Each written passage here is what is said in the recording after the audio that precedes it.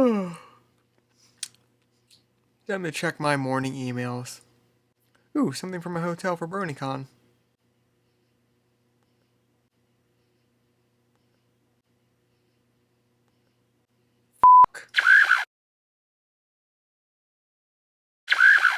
This is officially probably going to be our last Hangouts React.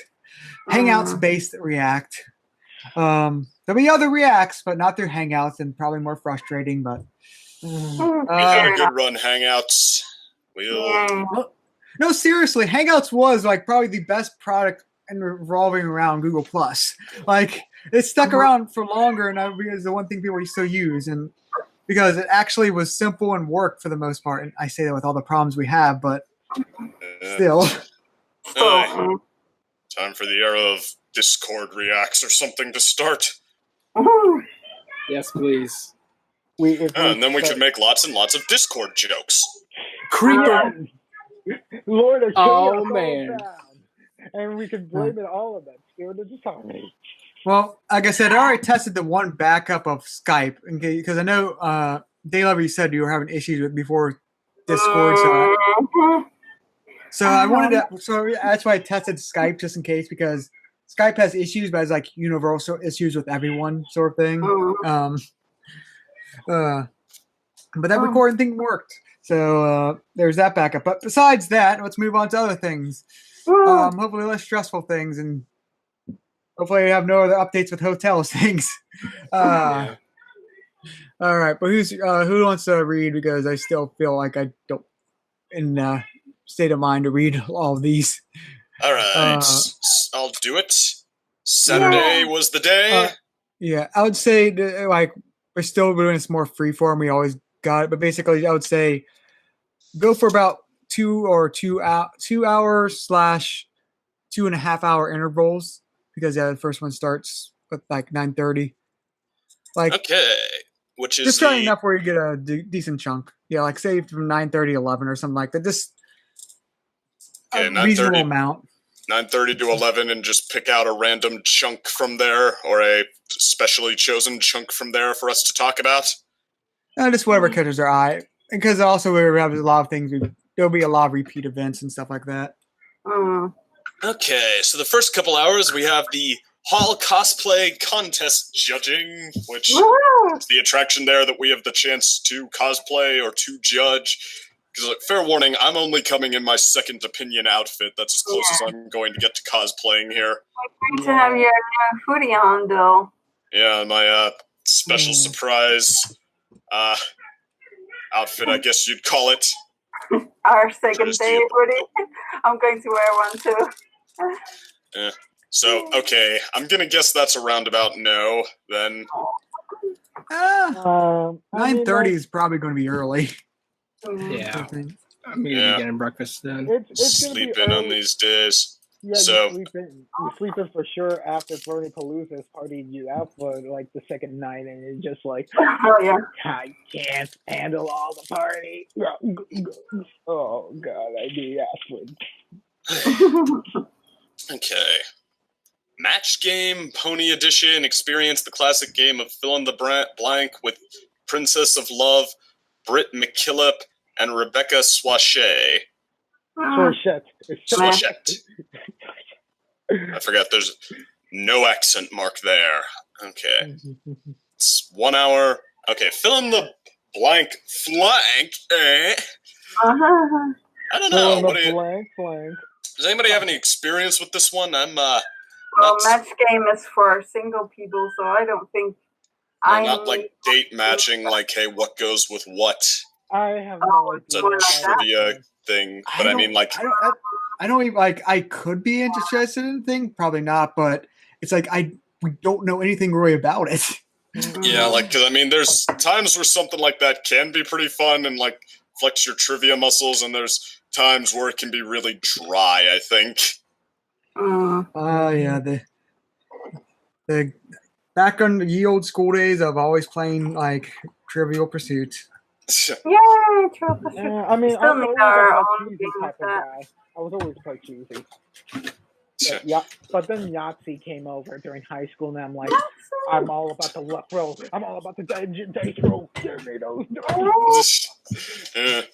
Hey, that'll be okay. If anyone in the comments section has any experience with this one, the match game, please let us know. Because I still think it's for like single people because like it says like with the Princess of Love and stuff like that. So I don't know. Like, I mean, I could see them trying like making that connection, but they're still saying it's a game of fill in the blank. So I mean, at best, it'll probably be like who's dating who or something like that. Oh, that could be fun too. Yeah. I guess we're going to be obvious then. More like who is Sugar Bell dating would be my well. Okay, well, heck, who am I kidding? I know nothing about this, and neither do any of us. No. Yeah. Let's just move on. Like I was saying before, we're gonna do an intervals. Like, I mean, we can do this, go down list, or well, I'll see how it goes. But we might have to eventually just start doing whole batches and then go back to whatever it catches our eye. Yeah, let's see. This one, Fallout Equestria. I was saying, just continue on. Just continue on as you're doing it. We'll see how it goes. Let's see. Fallout Equestria is a tabletop RPG, overcome the worst wasteland. It's for an hour and 30 minutes. I don't know. We got any big RPG players in this group? Yes. I mean, I'm an RPG player, yeah, for sure. But and Fallout is one of my favorite games. I wouldn't have gone to the very first one because of other events that would take up the spotlight around 10 o'clock. All right, so if the game master looks like a charismatic sort of individual who knows what they're doing, I'd say we could at least consider this one then, huh? Mm-hmm. And there's also Make Your Mark with the CMC. I think that sounds cute, but maybe that's more for the young. Make your own cutie marks. Been there, done that. Does anybody not know what their cutie mark is? No, but it'd still be nice to hear if they have our suggestion. Not that I'm going to change it. I already limited to youth attendees and their families. It says. I think that's out. Of course. Yeah, that's definitely out. Let's see. Tales of Equestria, the Equestria Games. Become a pony in the officially licensed for kid-friendly RPG. Okay, so like the other one, but kid-friendly. I feel like we're gonna say no to that one. I mean, I don't know. I mean, maybe it's just for kid friendly because kids can play alongside with adults. I mean, I don't know. I thought having a bias or anything of the sort for this sort of game. I don't know. I feel like I get enough funny looks from parents being a brony. It's like, what life choices left you to become like this? Oh, is that a story? First time I heard about what the heck My Little Pony was, it was from a girl I was dating at the time, saying that her friend was trying to convince her to be a pony, somebody who liked MLP, and that he was watching it and loving it, and I was not sure if she meant this ironically or if he meant this ironically. I was like, what? You were just like, where does this come from? Like, I was an aspiring film critic at the time, though, and I did love animation like Avatar and stuff, so I was aware that something in the realm of what it was could be a possibility, and that unfortunately was my first step into the rabbit hole. And you can look at my channel to watch my slow descent from there. But anyway. There's also cropping with ponies. Hey. What is a Pokemon DX tournament though? No, it's Pokken. It's Pokken. It's the Pokemon based off on Tekken. That's okay. Why. Yeah. All right, I'm being dyslexic there. Don't mind me. I don't know. It's me that's normally that. Hey. All right. So yeah, nobody else dying for that. I mean, no. I'm not interested in a Pokken tournament. I mean, even if it has someone like my favorite well, no, it doesn't have any of my top favorite Pokemon. I mean, if it had Crocodile, then that's a whole completely different story. Then it'd just be like, I will destroy you all. Okay, and then lots of autograph sessions and community meet and greets. I'm drunk on tea and minty root. Already met the latter. Online, granted, but I've met him. I think you guys skipped a few. Yeah, you skipped after like the match pony game, like a certain thing that happened. I already said that. The match pony game. I don't know. Is there anyone that anybody really wishes hadn't been skipped that you guys want to talk about? There's the cosplay and the TF2 analysis anarchy. Yeah, that's true. By the way, they're still doing that. Yeah. How is that still alive? Like it's been alive since I don't know when. I don't know much about TF2. You guys gonna push for that? No, it's literally like a reviewing community. It's like a fun co-op project. Yeah, so what the reviewing community, as in like members of the panel, are going to review something and as in Dr. Wolf, Love Kim Possible, Dusty Ken and a lot of other people are there. It's all the popular analysts, quote unquote. So is it just a meet and greet or what's gonna? It's talking about like the series that they make, in which we're making like these sketch videos of like the Brony community being playing like TF2 with like a storyline with like Josh Scorcher and Dr. Wolf heading up like the red and blue teams and them doing like shenanigans and such it's that sort of type of deal. I just realized something. I'm going to be really specific about who I want autograph and a photo from. Jeez. Oh. Look at the prices on this. There's if you're gonna charge like mad prices, I mean it's like $65, like from like the last time I went to Bronycon. Like they charge for like the autographs. I mean, I like all of these people, but I feel like I'm not going to buy their autograph for more than it's for like 5 times what it's actually going to be worth in 10 years. I mean, for me, this is why Liberty City Anime Con was like a godsend for me, like in terms of like getting autographs. Oh my god, what's his name? I mean, like if all I had to do was sign my name and I could make a pretty penny off of it, I probably would. But god dang, yeah. Wait, what were you saying? That it's $20 for an autograph and $20 for a photograph, and for a couple $30 and voice recording is $50. Holy moly! If it was Weird Al or if it was the guy that made the Help Me Out. William Shatner, even John Delancey, I feel like. Yeah, John Delancey I would go for. But the one that made Magical Mystery Tour. Emma Larson. Emma Larson, I would go and like it. Okay. It's not even my favorite writer. I mean, he's good and all. Times he was great. Well, actually, maybe I should. All of that good stuff. So. Actually, I hope I don't have to eat my words there because he might technically be. I have to look at how many of my favorite episodes he wrote. But Hey, second. There's not a piece if I find Dusty, maybe I would go and ask for him, but he's not charging.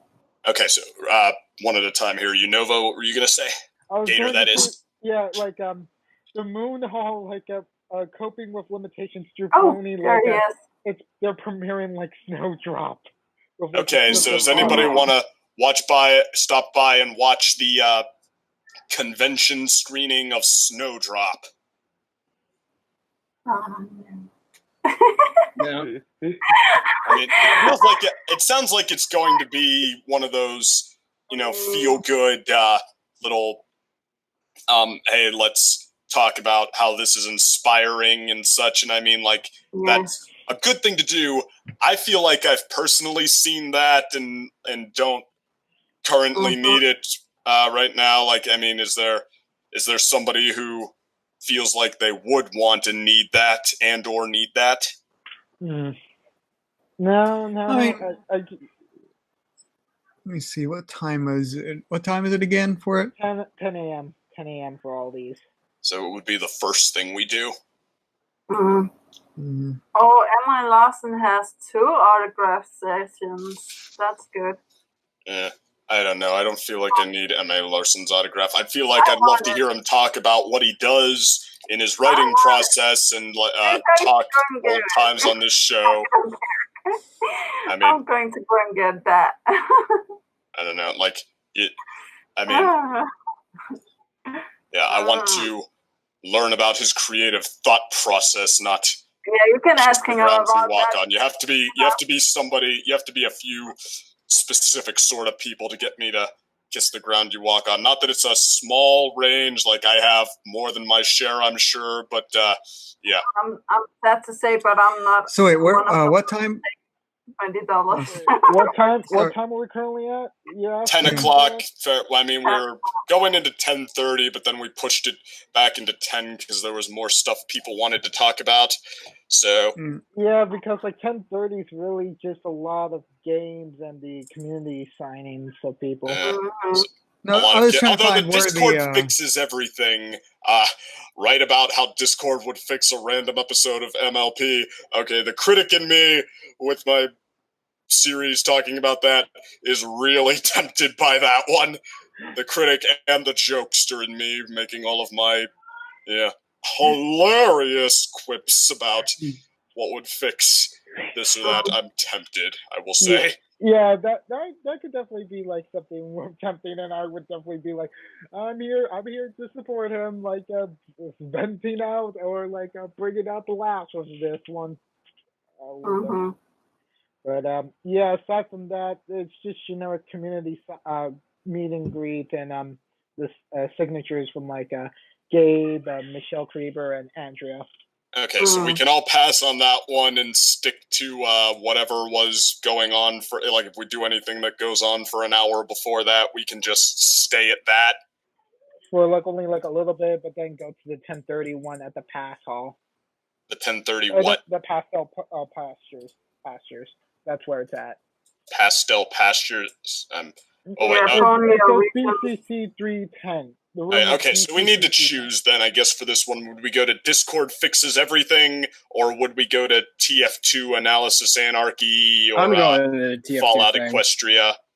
I'm going to the Fallout Equestria, so I don't know. The Fallout Equestria role-playing. Okay, and DC, what do you like out of those? Honestly, like, I usually would go for the TF2 Analysis Anarchies, but I mean, they sort of lost their spark. I might be willing, like, if I was there to go with Daylover for, like, Fallout Equestria just to spend time with her. Like, and other people, if they were interested about that, because it's like, it's the last convention. You don't need to go through, like, the same towns you already been through multiple times again. But, although it's true that I haven't done that yet, so if I'm missing out, I would need to be told. But, okay, so we've got one for the TF2, one for 2 for Fallout Equestria. What are you feeling, DC? As of now, nothing really catches my eye too much with the earlier stuff, which might be a good time to go through the Artist Alley. Or relax and just I'll do other Baltimore stuff. Okay, so we'll probably be doing some group splitting between Fallout and Analysis Anarchy, and Discord Fixes Everything. Would anyone choose that over the others? Maybe go and see what it was, but that's it. All right. Let's see. I might be willing if I was coming with you. Like, yeah, definitely. Okay. The 11 o'clock thing is just for youth attendees and families. It's Kathy Westluck's story time, so no creepy old guys hanging out by themselves in the back. You don't know about that. Wow, one good way to describe your friend, All right. Cutie mark, bottle cap, keychains. I'm gonna say that. I'm gonna guess that's a hard no. Yeah, hard no. I feel like I don't need a bottle cap keychain. Like, I mean, of all the things I'm excited to go to Bronycon to finally, for the first time, do. I feel like bottle cap keychains is relatively low on that list. Yeah, we've had this. I'm not interested. I don't care. I want one. Yeah, we had this. Yeah, we went over. They've had this like 2 or 3 different. I think both Thursday and Friday they've had this. Yeah, but yeah. At first, it was funny because we knew they were doing keychains, but we skipped over the bottle cap part. So like, oh, I wonder what kind of keychains. And then it's like, oh yeah, bottle cap ones. I'm not really into Fallout collect. Yeah, of course. We won't. I want a Nuka-Cola with MLP as well. No, I mean, then again, that would be like in the Fall of the Equestria, like a yeah, I love you that. get that from like vendors. I love that. No, but like you wouldn't need to go to that panel. You would just need to go to the artist alley or like the vendors. You just get one because one person will probably sell it. I mean, yeah, more than one person is probably going to sell me everything like in their store. Yeah, if they can get away with it. I'm just saving you the trouble, day lover. You don't need to spend time in which you could be spending it with like your friends there. I'll ask you much questions about why a bottle cap keychain is the special thing that catches your eye later. In the meantime, now this next one though, this one, assuming it wasn't on there earlier because I feel like I might have seen it. My Little Pony, Lauren Faust and Bonnie Zachary. Okay, discussing the birth and development of MLP over time. I feel like I would be able to sit with my hands folded and my eyes wide and attentive through the entirety of that. Having never heard her, I've never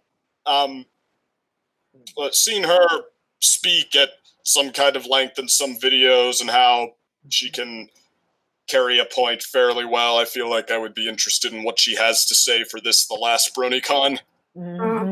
It's definitely like one of those hallmark things in which like this is like serious, like Oscar winning movie, like serious, like you have to be here. This is like a church gathering of people, like just giving your praise to the original creator, and then our generation's creator. Just them just bringing out all these like details. Maybe even mention about the pitch Bible.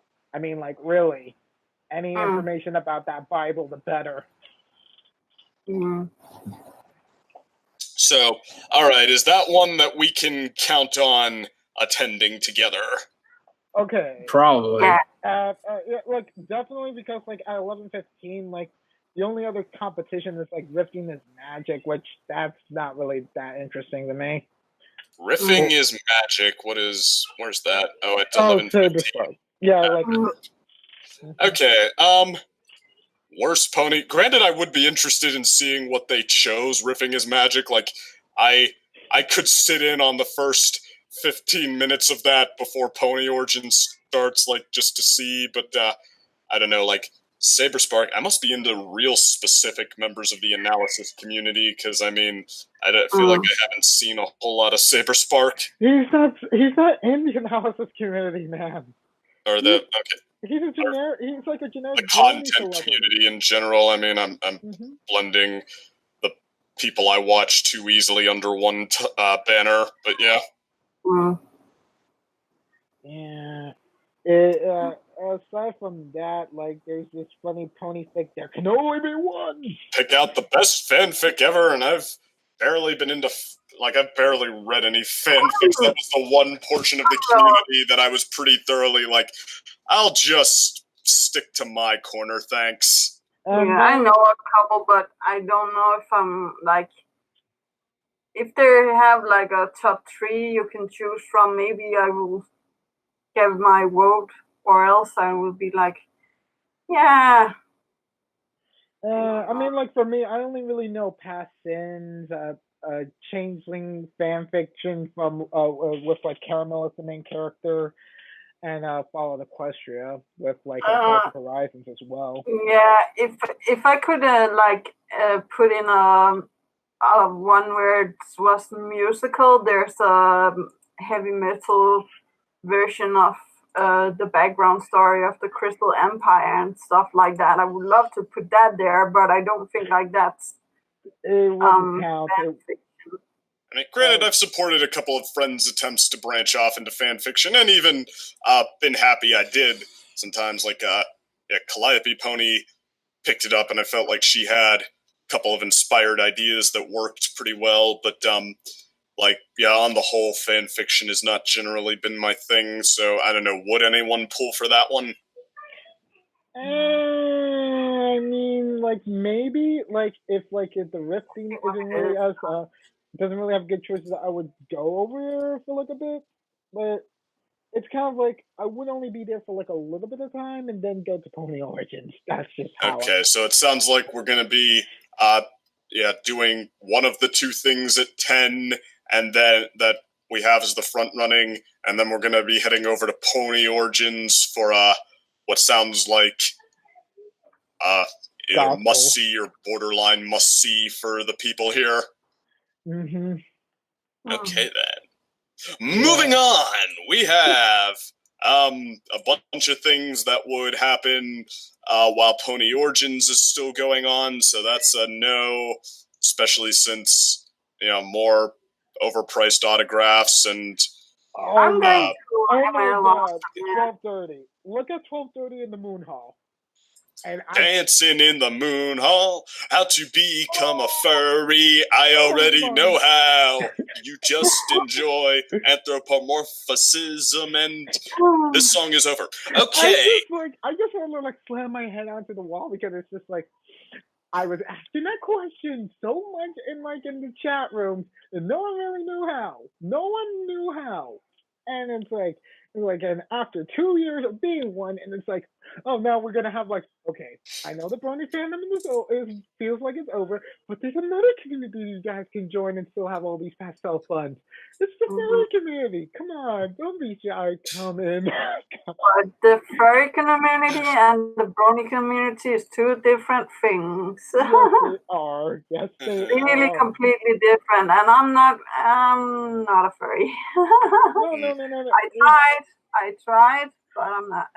No, and you want to know who's heading up the panel? What? Do tell. Jake Wyman and Jay Holler. I feel like I know who Jake Wyman is. Help me out here. The meme videos of Equestria Girls parody series in which they stilted like puppets of like the Equestria Girls, like vectors, like just moving up and down and such. It was like this weird movie thing with like 3 different versions of Fluttershy. Huh. Yeah. And Jay Holler, you know him as the guy who used to like the top 10 videos for ponies. Top 10 for Pony. Oh, you mean like Watch Pony or whatever? No. The Watch Mojo. No. Riff. The original like top 10 like for like each month for like a pony videos. Oh, right. And also the guy who's kind of like behind the anthology productions. How about that? Okay, so probably not doing that. What else we got? May the best ship win. I could drop in just to nominate Big Mac and Luna. Those. What's up? I just saw this one, Dancing with Steps to Harmony. Okay. Ooh, dancing is the most popular thing I do inexplicably, but it says you sing along, not dance along, so, and an interactive audience experience could be fun, I don't know. Like, buckball with the apples, play some buckball with youth attendees, so that's a no for us. Mario Kart. I used to be okay at Mario Kart. I feel like I'm thoroughly below average now because it's been a little while. Does anybody love Mario Kart? Mario Kart is it's one of those games where it's like it's not really a very competitive thing, but it's like everyone just generally likes Mario Kart, but just everyone doesn't get serious with it. Yeah, it's not like a serious game. Like if it was like Sonic Racing, I mean that would be a different story. So okay, or Cash Game Racing. So how much is this a desired activity for everybody? I mean, I would just... nah. Okay, so is it less or more meh than Dancing with Step 2 Harmony? It's not... It's kind of like in the same ballpark. Okay, well, if we're in the mood to sing, then maybe we'll do that. If not, maybe we'll keep reading here. Okay, voice actor script reading. Blind reading of an original script. I don't know, I feel like it'd be funnier if it was they read something we're all familiar with inappropriate voices, like Winnie the Pooh as Darth Vader or something like that. Or basically it's like, hey guys, I have this interesting fanfic you guys could read out and like in the characters' voices and see how you guys like it. And then there's someone's like, whatever you do not let it be the stereotypical guy who brings out cupcakes. And then it's like the guys are like checking the people who would be the one to bring out cupcakes. Like, no, this is sacred. This is sacred. This is the last convention. You don't do that, man. Why? What gives you the mindset to do such a horrible thing? And okay, so did anybody follow that? Not really. Oh God, I was unintelligible. Like I was just saying, like people would be like stopping, like the people would come in try and be like, "Hey, voice actors, read cupcakes." We're the appropriate police, and you're under arrest. Yes. Oh, I have something I want to go and. Do tell. No, Yes, no, what? I can't go through that. No, I'm going to kick somebody's behind if I got. Oh, now we are going to it. So, what is it? We're going to get MA license autograph. We're not there yet. Okay. Down. Oh, that's where you're gonna kick somebody's behind? No, it's like later on in the night, and I think we're going home there, or like going to the hotel maybe. Okay, so voice actor script reading. It doesn't seem like they could have. It doesn't sound as good as they potentially could have made it. So, yeah. Let's see, a Pathfinder game. I'm gonna say no to that unless anybody wants to stop me. Okay, I mean, like apparently it's an Avatar: The Last Pathfinder, which is like, I mean, okay, if you're into the Avatar universe. Love Avatar, but I don't know about the Pathfinder part. Like, Oh, it's not. I mean, basically, we're all Voltron fans now. Wait, do you have Voltron ones? I really like it. I'm not a fickle fan. I have room in my heart for both, but I mean, for me, I was just always like mad about Avatar, even though it basically has like all the hallmarks of like a great show that I would want to write or create myself. I mean, Avatar was not ruined for me by anything. I saw it all the way through because I wanted to after I saw what it was about, so I 100% love it. But to correct you, I think it was to a certain degree ruined by M. Night Shyamalan because he molested that franchise. Well, that one, I mean, I feel like I agree with the long time ago Doug analysis on that just kind of makes us double down on how great the show is. Like, I remember reading this one, it was like a Rotten Tomatoes article or something, like on hating down the M. Night Shyamalan thing, just like something about the worst films of the year or something. They're like, Avatar fans might like seeing their material up on the big screen. And right then I took to the guys like, what the hell is the matter with you? We're the ones who can see more than anybody what's wrong with it. No, this actually does remind me of this fact. Is like, maybe remind me. Netflix is going to have like 3 different Avatar-related franchises that they've been helming. They did Voltron, which they funded, which is like from the Legend of Korra's team right after that.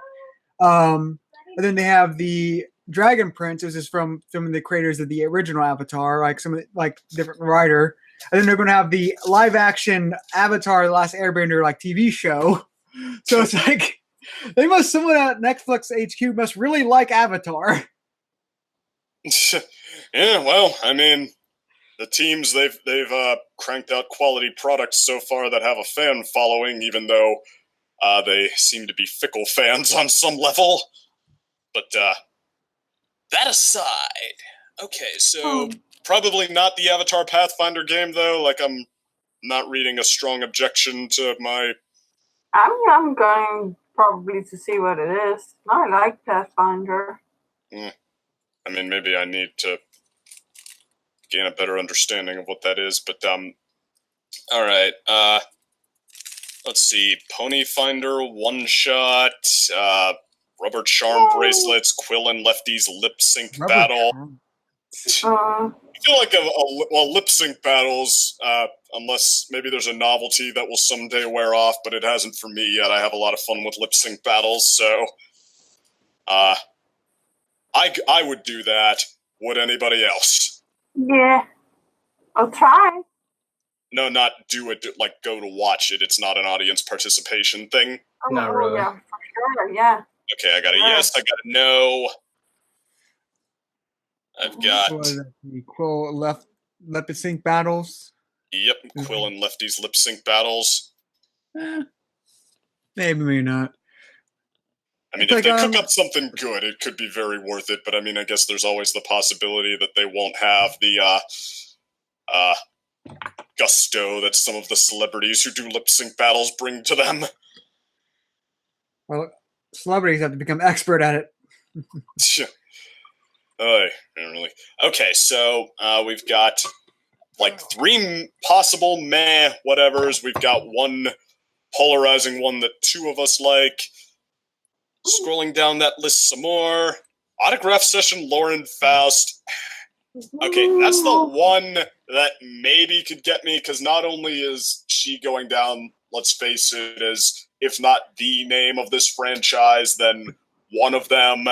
She's someone who actually does have a little bit of a legacy as a content creator right now. Like, I mean, she's more of a cult figure, but I mean, she does have stuff of like multiple shows, I guess not movies, but yes, of legitimate acclaim under her belt. So, well, she has very, very slight thing under her belt.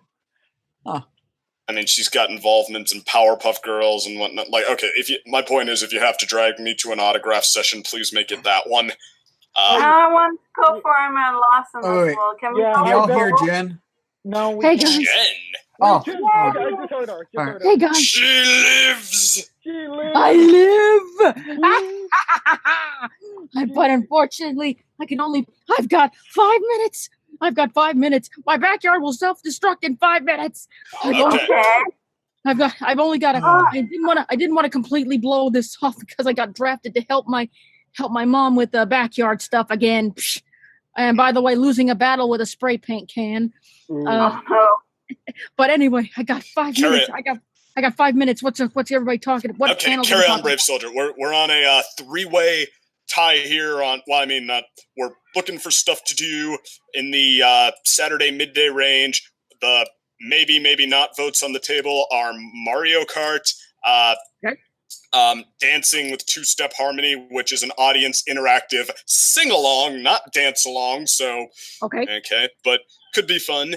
And the Avatar, The Last Pathfinder, immerse yourself in the world of Avatar and Korra kind of thing after Kavira's defeat, which, I don't know, is like a giant question mark for me, and a couple of people saying, eh. Oh, and then we also have the Quill and Lefty's lip sync battle, which has split us right down the middle of hell yes and hell no, and an autograph session with Lauren Faust, which, okay, if you have to drag me to any one autograph session, that one, which one sounds the best for you so far? The only downside of the Lauren Faust one is it's going to be insane. Yes, like, it's going to be. We'll have people there camping out. There'll be people there camping out with tents and such outside that wherever it is. There. We'll have to get there 5 minutes early or something like that. Noted. No, 5 minutes early, he says. Listen, 5 minutes early the previous day. In line for like Lauren Faust's signature at Big Apple Ponycon. Yeah, I was totally trolling you guys there, but yeah, that's what I kind of thought so. I kind of thought so. Let's see. I'm always up for a. M.A. Larson, if I get the line. Day Lover really wants an M.A. Larson autograph, but that's not even the time it's happening at. So, all right. Let the guy will that be a good panel to be like someone to yell out Larson in the middle, in the back of the room? Probably. Have a heart, people. The man's just trying to M.A. Larson. I know. I'm not that heartless. No, I mean, like panel. I know, but just two kidding. episodes straight, like the writers were like screwed over like his product or like used his product without consent, and it's like, yeah. Well, it's hard to be like down on him when he made my favorite song, so of all time. So yeah. I don't know if I was ever down on him. I just at worst thought he was a little overrated sometimes. But well, I don't care. He made my favorite song, so yeah, he has that. Well, the thing is, like I say, Larson, his biggest issue, like I feel, is people he gets a lot of the blame and hate for a lot of things. Yeah.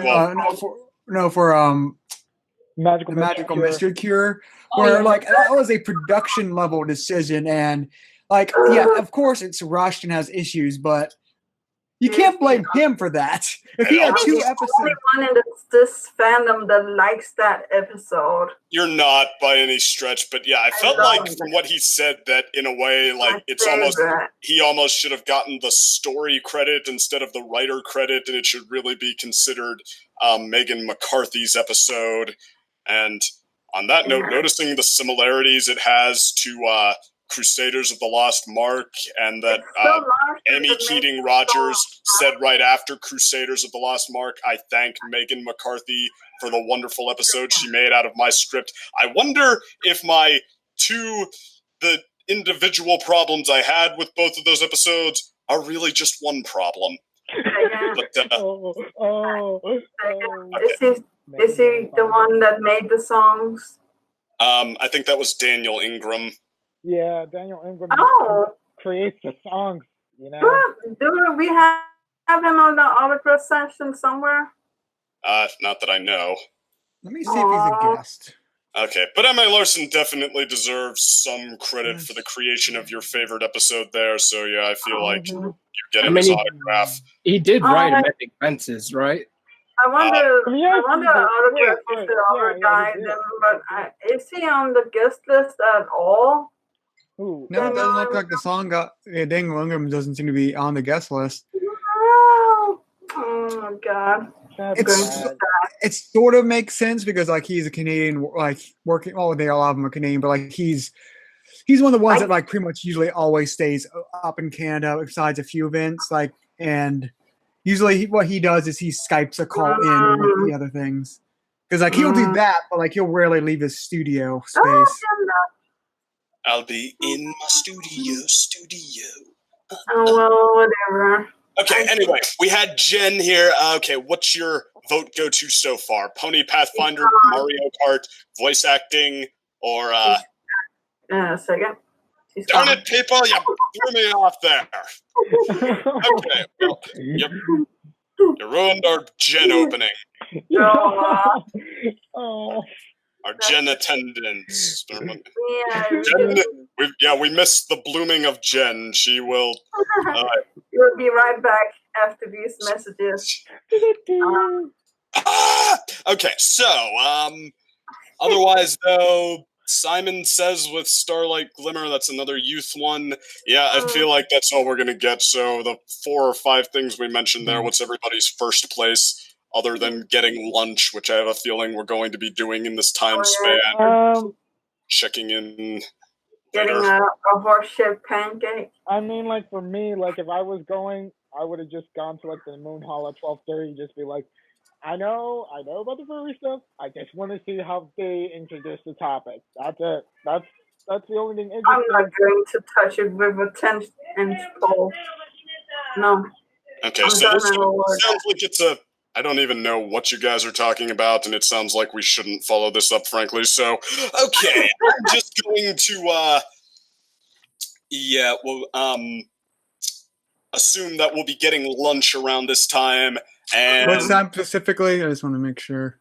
Noon-ish, after the Lauren Faust and whoever created G1, it sounds like, telling us about pony origins. Yeah, I think that at 11:30 lasts for an hour, so it sounds like at 12:30 we'll be getting lunch. And but just in case, would anybody be real keen on stepping into Dancing with Two-Step, Mario Kart, Quill and Lefty's lip sync battle, or the Lauren Faust autograph session? No. Emma Larson autograph session, sure. Yes, you've said Emma Larson's name very many times now. Okay, so 2 no's. Anybody else?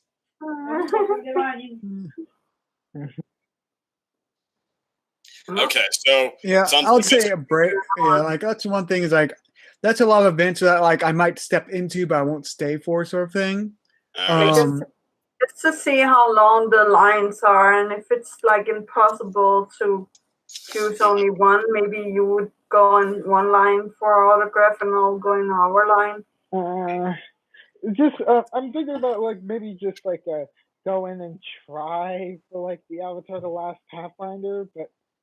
Yeah. Okay, so step in and out to a couple of things, try them, and otherwise get lunch and work on developing our hilarious in-person group dynamic or something like that.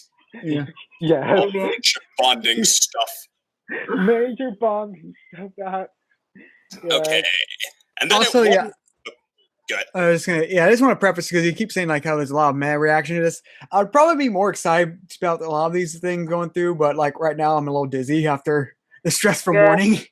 So I'm having focusing issues right now after I come down from that. Okay. But so far, nothing jumping out at us to add to the list. I mean, okay. Disclaimer, all of our opinions are subject to change when we're actually there. But go a whole lot of other places when we're there. Who knows? Okay. Writing and show production. Okay, you're going to want to listen to this one. A writing and show production thing at 1:45, led by M.A. Larson and Jason Deason. He was the director of which season was it? The very first 2 or so, or later? No, he does that, and he also has credits in some of the finales for like the later seasons. So, come again, Unova? Okay, Jason Deason is credited for like the director's position for like season 2, and continuing onward, like he had some writing credits for like some of the mid series like finales and such. Okay, so he probably is going to wind up now as my pick for one of the most underrated figures on the show, but that aside, okay, writing and show production at 1:45, no autographs is probably going to be the modus operandi there, so be wary of that. That's a weird time for this. Like 1:45. It's just in between, squeezing them in where you can get them, I guess, but okay, so how do people feel about that one, though? Talking about writing and show production with those guys. Absolutely. I mean, that one could be interesting. Yeah. Okay, so we have 2 production panels here that we want to see. Alex? Yeah, I'm probably going to go to the production one, the writing and show production. So you're probably going to get rid of it, as in no? No, I'm going to go to it. Okay, so it looks like that's a pretty strong contender. Is it under any sort of threat from Star Wars to Harry Potter movies in pony voices? Or, that's the one I was actually saying would have been, that the other one would have been more fun if it were this, voice actors doing pony voices for Star Wars and Harry Potter scenes. And also Ask the Apples, so an interactive Q&A with the Apple family. It seems like they squeezed in some good ones all at the same time here, but okay, are either of those rivals to the M.A. Larson one? Ask the Apples. It's Ask the Apples. I mean, we're talking about Michelle Krieber. We also have, Peter New. Peter New. And then we also have Ashley Ball. And whoever's the voice of Granny Smith. And Tabitha. Saint Germain. She's Granny Smith? Rarity. Yeah, she's also Rarity. Like, she's... Well, I know that, but I mean, she's Granny Smith? Yes. Okay. I feel like I should know these things by now. I know she's Luna, but, yeah. Actually, she seems to be kind of like one of their miscellaneous go-tos more than some of the others, now that I think about it. Yeah. Tabitha is quite the wide range of voices. I remember somebody in one video I made, bringing her up in the comments sections, described her as an enjoyable nutball in person. So that'll be interesting. Oh yeah. It's also kind of weird. Like, she also voiced I think it was I think she voiced either Spike or Rarity from G3. Like, that's also a weird credit she has. I can see that, I guess. Okay, so it sounds like with the writing production thing in the lead, that all three of these are possibilities, and we should be prepared to change gears if one of them, whichever one we're in, starts to slow down. Does that sound fair? Fair. Okay. And over to Don't Rest Your Hooves, a game that's all throughout this schedule, and granted, the title is amazing, but alright, tabletop games, role-playing it, but yeah, I feel like we'll have plenty of time to get that in, and it looks like it's not going to run over that. The meet and greet has Dusty Cat and Silverquill. Okay, I don't know if that's any threat to the 145 time slot to me. Which, here's the other thing, it looks like they're all exactly 1 hour, so there's not even some freebie overlap time at 145. Okay, so we need to do some of the 145 stuff, but okay, otherwise, big block of stuff at 2:30, which would be just as 145 is ending, although most of them are autograph sessions, so you know what I'm going to say to that. Pony guided meditation. Ooh, I'm a Tai Chi guy. This would be right up my alley, believe it or not. Entertaining meditation, only by subconscious imagination. Okay, I kind of wish you could be more specific, which, I don't know, I feel like at very least I'd be interested in stepping in to see what it's about, but is that up anyone else's alley? I feel like that's very specific. I'll go with you and see what it is. I think the main hall event at 2:30 is definitely going to be something I would be interested in, because it has the comic artists and the writers. Making a story come to life. The comic artists about... That cool. That does sound like something I would want to go to. Yeah, I mean, I've definitely been less into the comics than the other stuff, but partly that's because I haven't had as much time to read them lately. Like, in their own right, they were often fun for me. But what I'm saying is that I'm more lukewarm than you guys on that one, but still willing. Okay, so let me see here. The 231 Pony Guided Meditation and Creating a Better World. It sounds like Creating a Better World is getting a pretty strong push here. Mm-hmm. Okay, and if I'm not feeling it, I can always step out to Pony Guided Meditation. Yeah, and take me with you. Yeah, if you're not feeling it, like that seems like a good way. Yeah, if it stresses you out, just go to the meditation one. Yeah, I want to see how well these people know meditation. The art of sitting there and staring or closing your eyes, but I prefer staring. All right. Introduction to the voice acting industry. Okay, covers the ins and outs of industry, demo, reels. Okay, voice acting is one of those things that I have my foot very, very, very slightly in the door of, so I might just be interested in hearing this one, at least see if there's anything I should keep with me on this. Is it something you can go and try, or is it something where they explain how to make your way through a voice acting career, which, not that I'm liable to make a career out of it anytime soon, but I could go for it if you're going, but it would be more interesting if you had to try, because like then I could be trolling and talk Danish. All right. I don't know. Let's hear your what? I can only seem to do it in Danish. I'm possessed. Well, actually, that might be more convincing if you could do an English accent and then you just start abruptly speaking Danish every time someone tells you to voice act. Yeah, I could do that. Okay. But yeah, all of this stuff, though, it's worth keeping in mind that our 145 block wouldn't be quite done as it's starting, so, I mean, we would be stepping into it a little late, which could happen, but it's at least worth considering the nearby stuff, which, in addition to the voice acting, a panel called What We Do, various fandom members discussing their talents. Okay, I feel like I already know most of what I need to know about that one. It's like, it's the introduction stage. I feel like I've done that.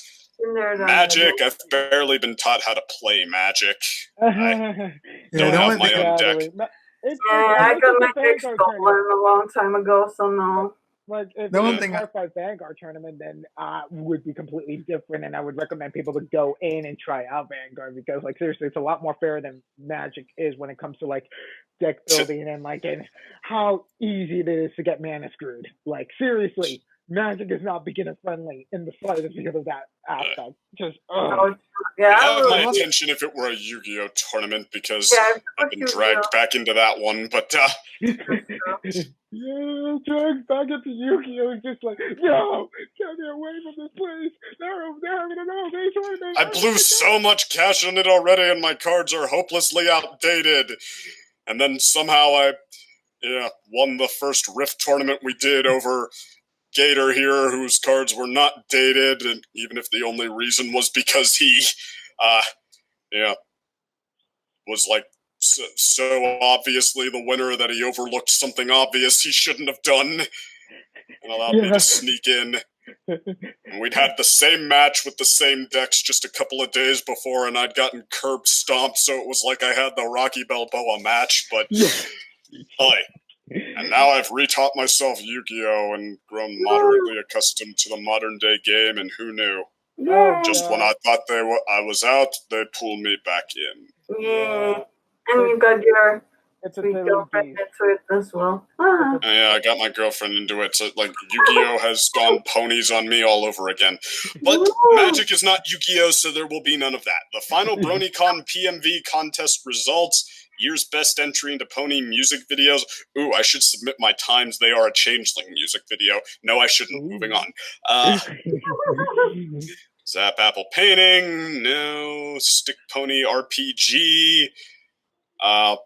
Move to Ponyville for a beginner-friendly tabletop RPG. I'm gonna say no, especially since we already saw more promising RPGs. Anybody care to fight me? I would go for the what was it? Drawing with Apple? Zap Apple painting. It's a youth one that we're not eligible for that. Can we just go and see what it is, though? It's design Zap Apples it's a coloring book exercise. Basically, it sounds like painting apples exercise, in rainbow colors. That's what you do. Cosplay photo shoots. We're not cosplaying, so all right.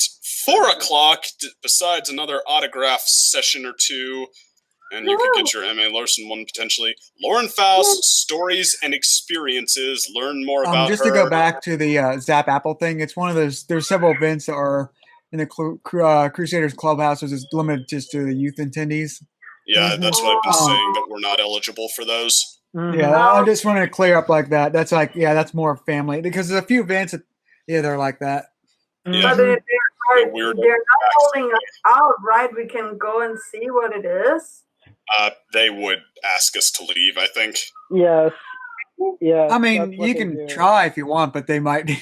Probably won't be far. Plus, I'm not going to try it. I'm just like curious.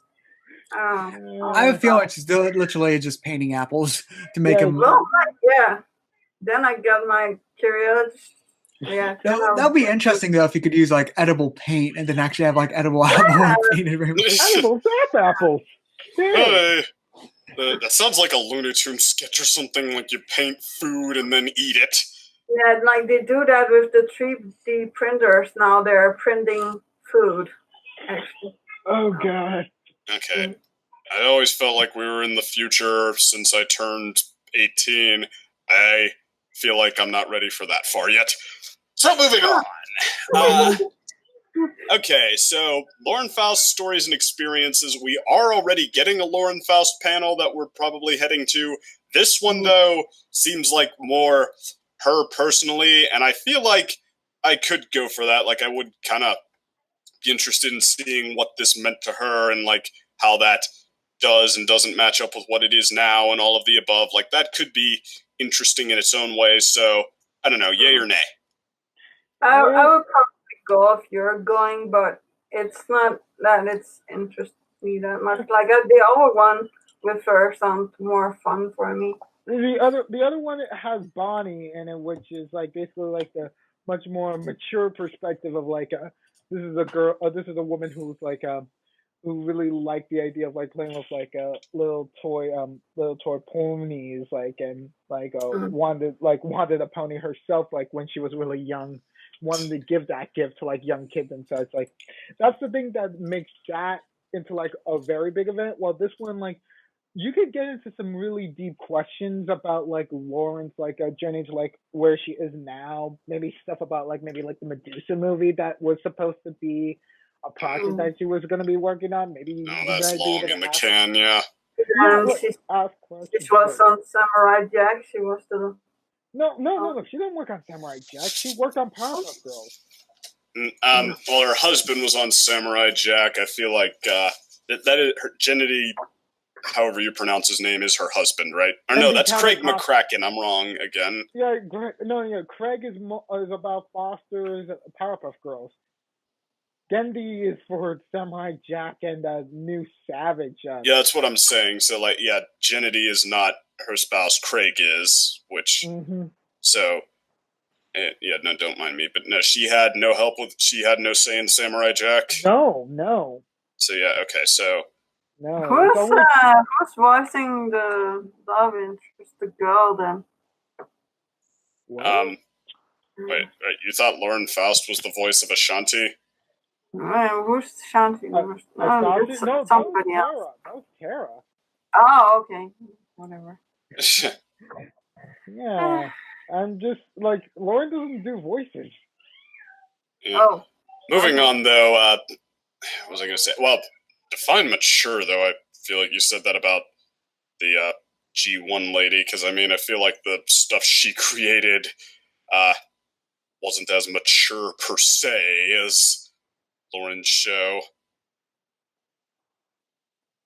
Like, I mean, I don't know. Well, okay, we'll sit through the first one, I feel like, is the direction to go with this, and then if we feel like we'd be interested in hearing another, like, side of Lauren, then if we want to order another side dish of Lauren, we could consider the second one. Does that sound fair? Like a good game plan going forward there? Just no, maybe. Have I lost everybody by this point? I'm on the way to, like, fall down my chair, so. Okay, well, I've got 3 muted microphones, so. Yeah, well, I'm just sort of neutral about the Lauren Faust one, but it's like, I don't know. It's like, see what it is, and that's it. Okay. Yeah. Maybe they will throw us out there as well. No, I'm just kidding. Hey. On the trot, based on the popular Rooster Teeth game show, 2 teams, bronies, battle of improv memes and pony knowledge. It's limited to 21 and older. Now, improv games can be really, really fun. So, I don't know. You guys have any interest in there? Like, I feel like that could be a load of laughs. Maybe we could go see what it is. Yeah, that's one event I was going to ask, like, if any of you knew what that game was, because it says it's based on the popular Rooster Teeth game show, which I have never seen. Yeah, I don't know what they're. It's like 18 plus stuff. So. Rooster Teeth. I mean, what was it Rooster Teeth does? I have no idea, but I mean, I feel like what they're describing sounds in line with some no holds barred improv type fun, and I feel like that could be great, like all out comedy experience, but or all out have fun and laugh experience. So I don't know. Going once, going twice. What do you guys think?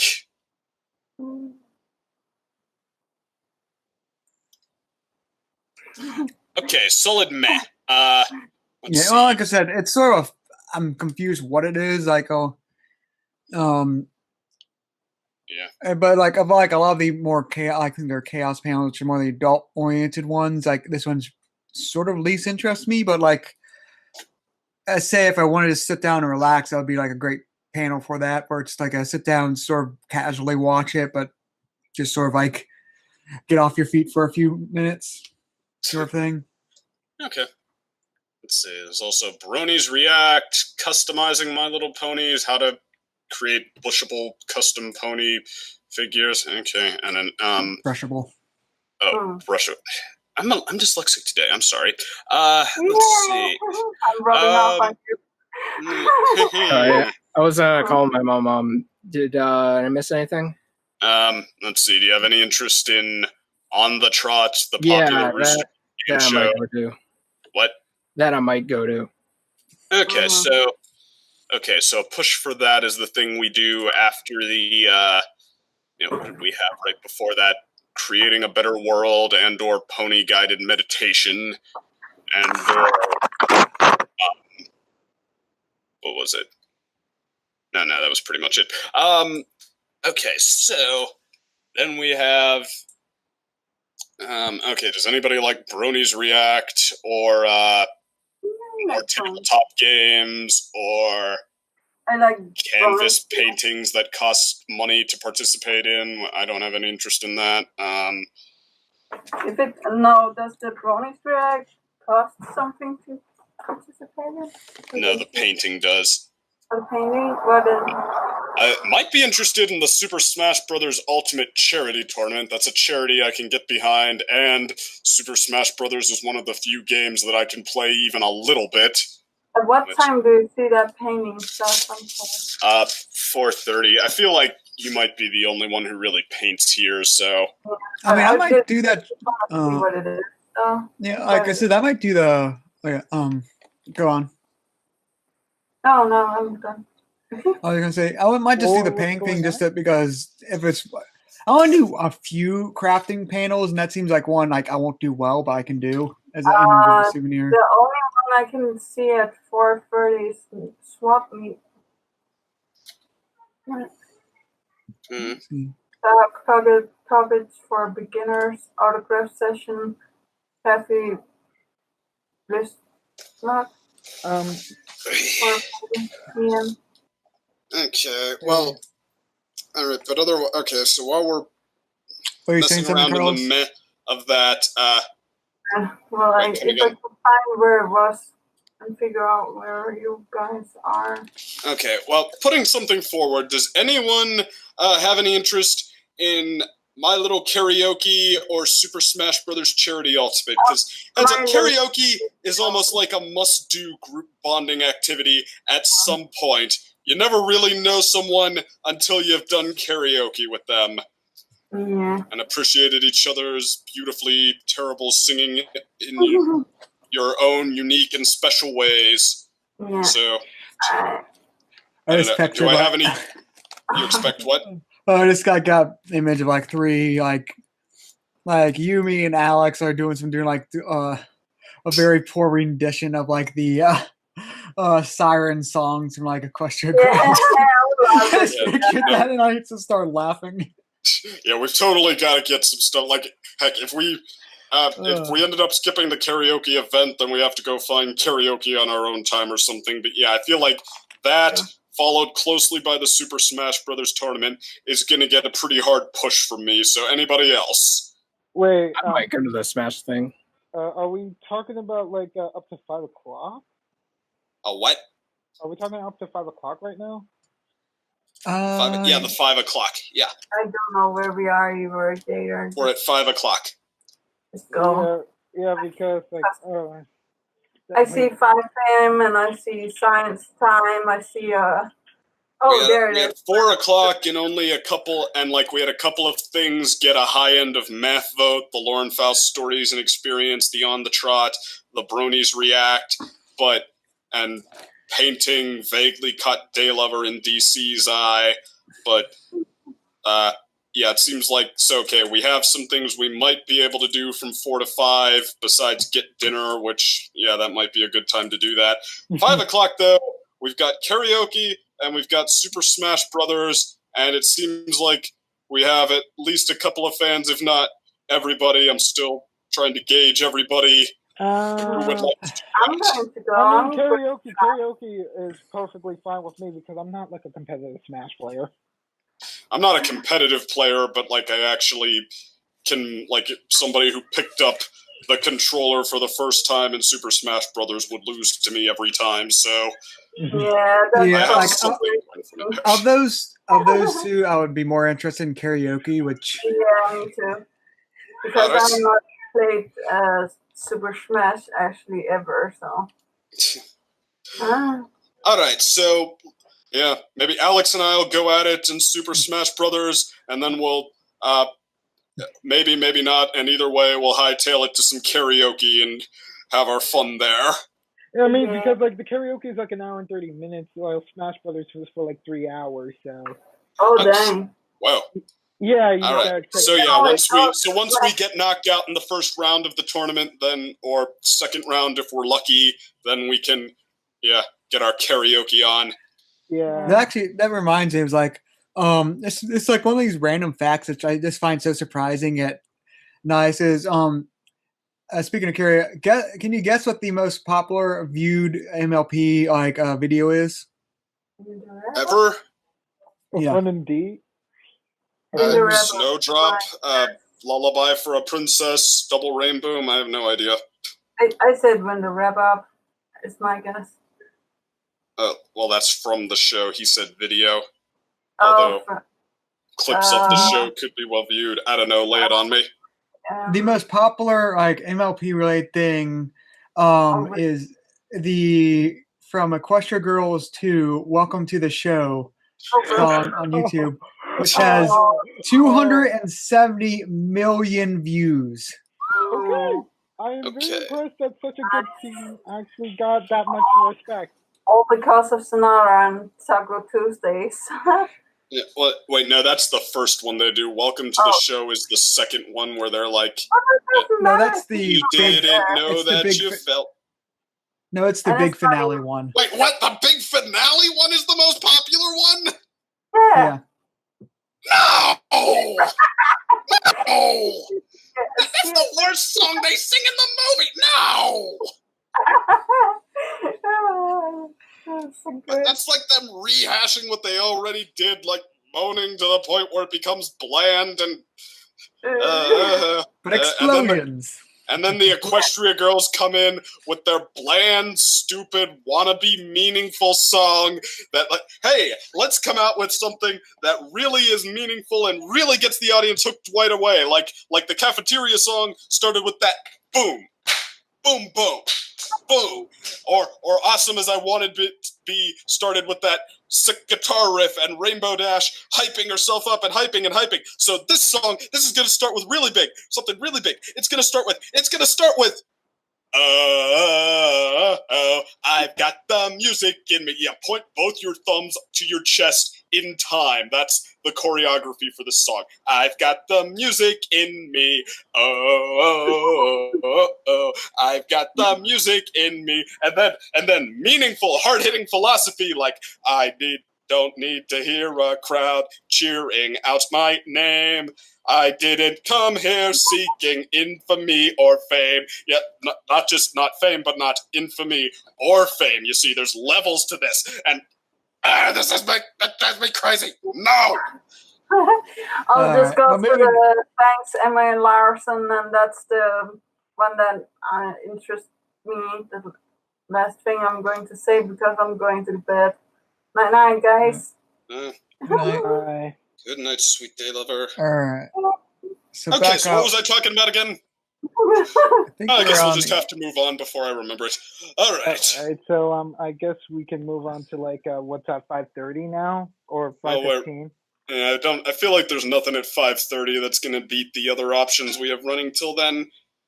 Keep calm and kill the princess. That happens a bunch of other times. I think the Moon Hall one at 5:30 would be actually interesting to see because it says present at the creation, promoting the original My Little Pony series. Enjoy rare behind-the-scenes videos promoting the original My Little Pony series, and see Tony Randall and Sandy Duncan recording their lines for the Rescue from Midnight Castle special, as producer Joe Strike shares his experiences helping introduce My Little Pony to the world. I mean, that actually is interesting. The only thing that worries me about that one is it's an hour and 30-minute long panel. I mean, I could see looking into that one, but we do already have a hey, come and tell us about the creation of G1 My Little Pony. Like, we already have an event based around that we're going to. Like, I don't know. Does this one sound like a must-see for anybody, or like, give me reactions here. What's everybody thinking about that, the relative? For me, it's kind of like 50-50 right now with like Pony's The Anthology 7 Bronycon premiere. Pony's The Anthology 7 Bronycon premiere. Oh, which one's that? Yeah, that's a big thing with this one. It's like, this one seems interesting, but I don't know if it's like something that'll stick around for an hour and a half and miss other things if there's other things that are more. Okay, so like if at any point like we need to step out of our 5 o'clock stuff, or you know, we're not feeling it, or we just want to step out and back in, like should we put these on the list of things that we could step out into, just like stop it at that? Yeah. It actually is a good idea to have like a list of like backup, like it's like, if you're free, do this besides the main things we want to do.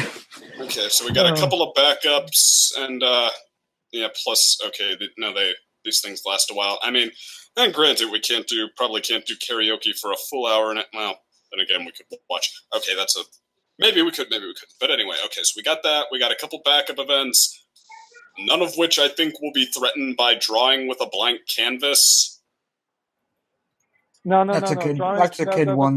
Yeah, okay, so definitely not. All right. Okay, so that should take us all the way to 6:30 between those and our backups, where we have Makers Meetup and Swap, pony-related projects. Okay, I don't know about that one. MLP Tune, another tabletop game, dramatic info, email readings, and social media stories from Bronycon PR. Bond over awkwardness of customer service on the front line. I don't know if I have any personal experience with this one, so I mean, does that speak to anybody else here? About like a PR, like it sounds like a very interesting conversation to have, like about like some of these emails. Like just being like, this is how weird people, or this is how crazy these stories can get. Like us just trying to answer questions for them. I don't know, like, let me see, bond over awkwardness of customer service and on front of the team readout. This one, I feel like it could be interesting. At the same time, I could also see being rather self-serving. Like, it's like a lot of the panels are focused on the Bronycon staff. I just don't interest me as much. That might be valid, yeah. How about, what was the other one there? MLP Tune, the tabletop game. Is that a must-see for anybody? No. Okay, so 6:30 might be the time to get dinner. But, all right, Appaloosa's Hold'em, the final tables. After 6 years, it all comes down to this, the final round of, okay, poker tournament. Any poker players here? No. Nah.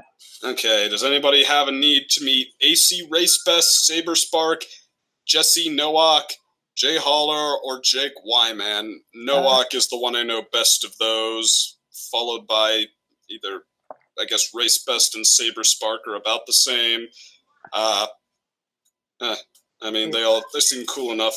Anybody, anything to add to that?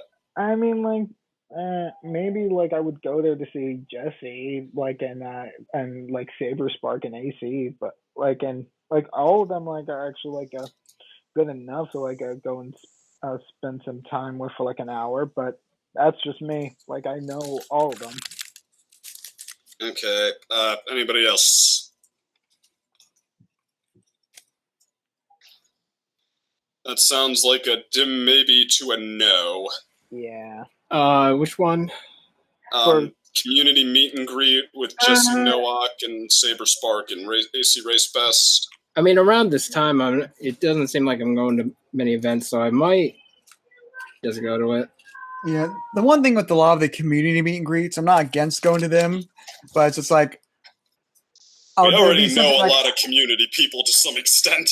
Well, I would just say it's the sort of thing I would like to go to maybe with, like, say if you all want to go to this community meet and greet, but otherwise it's like, nah, because it's just sort of like there's going to be so many people there. It's not where you're going to be able to interact much, sort of thing. And well, in itself, just the fact that there's going to be people there, it could be a way to like, hey, let's bunch of people from the community we don't get to see much in person, friends, whatever. Like, hey, let's meet up here. Like, I could see it being good for that.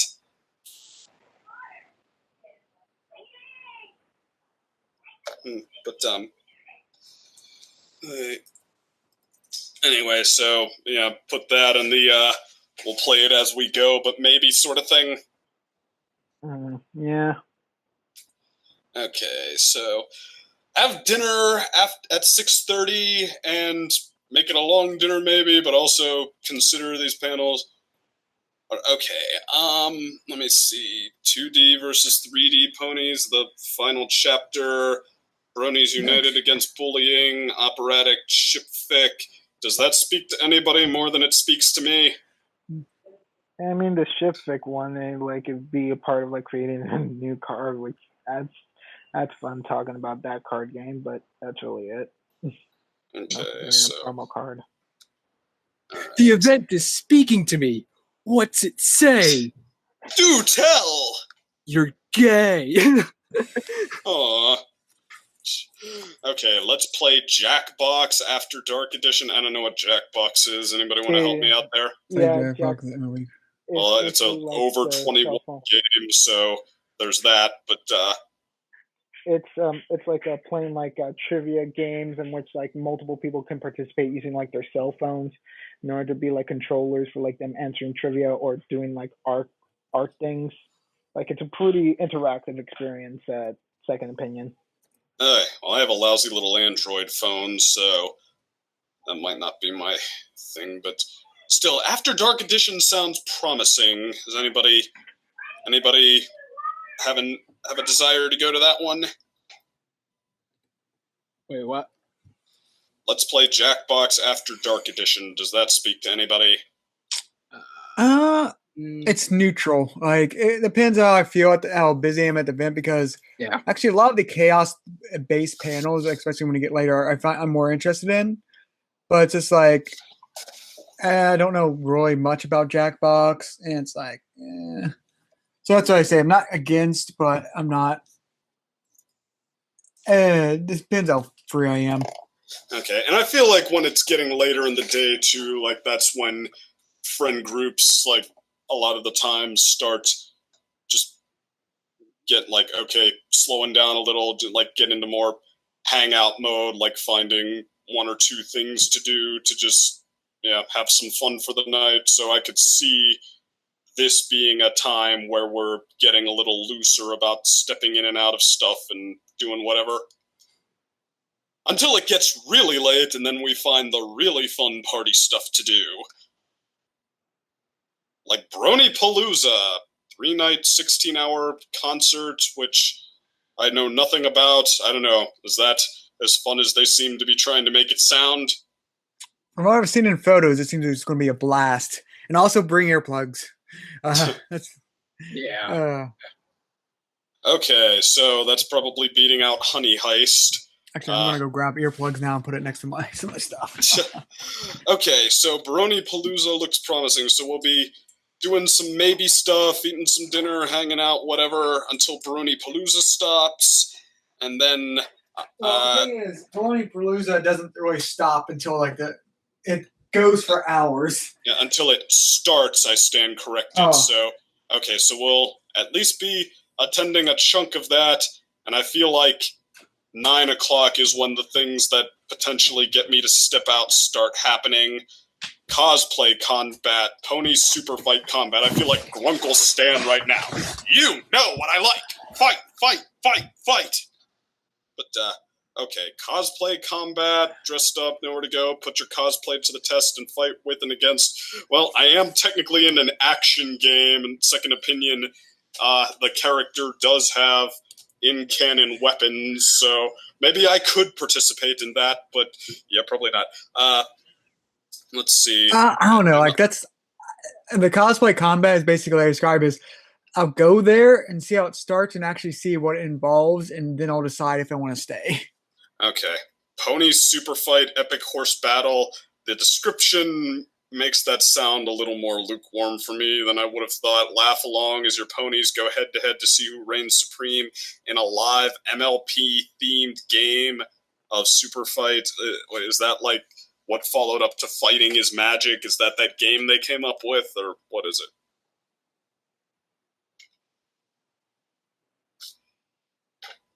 Player's Choice. That is a weak name, but what is it? Them's Fighting Herds. Them's Fighting Herds. Oh, right. That's no, that's okay. So that's not the game then. Well, they're in a pretty late DIY mini pony plush thing.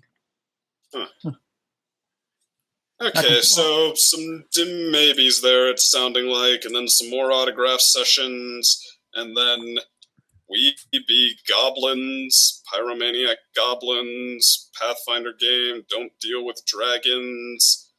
Okay, this might be where we stay in the Bronypalooza concert for a little bit, because it does go longer than this point.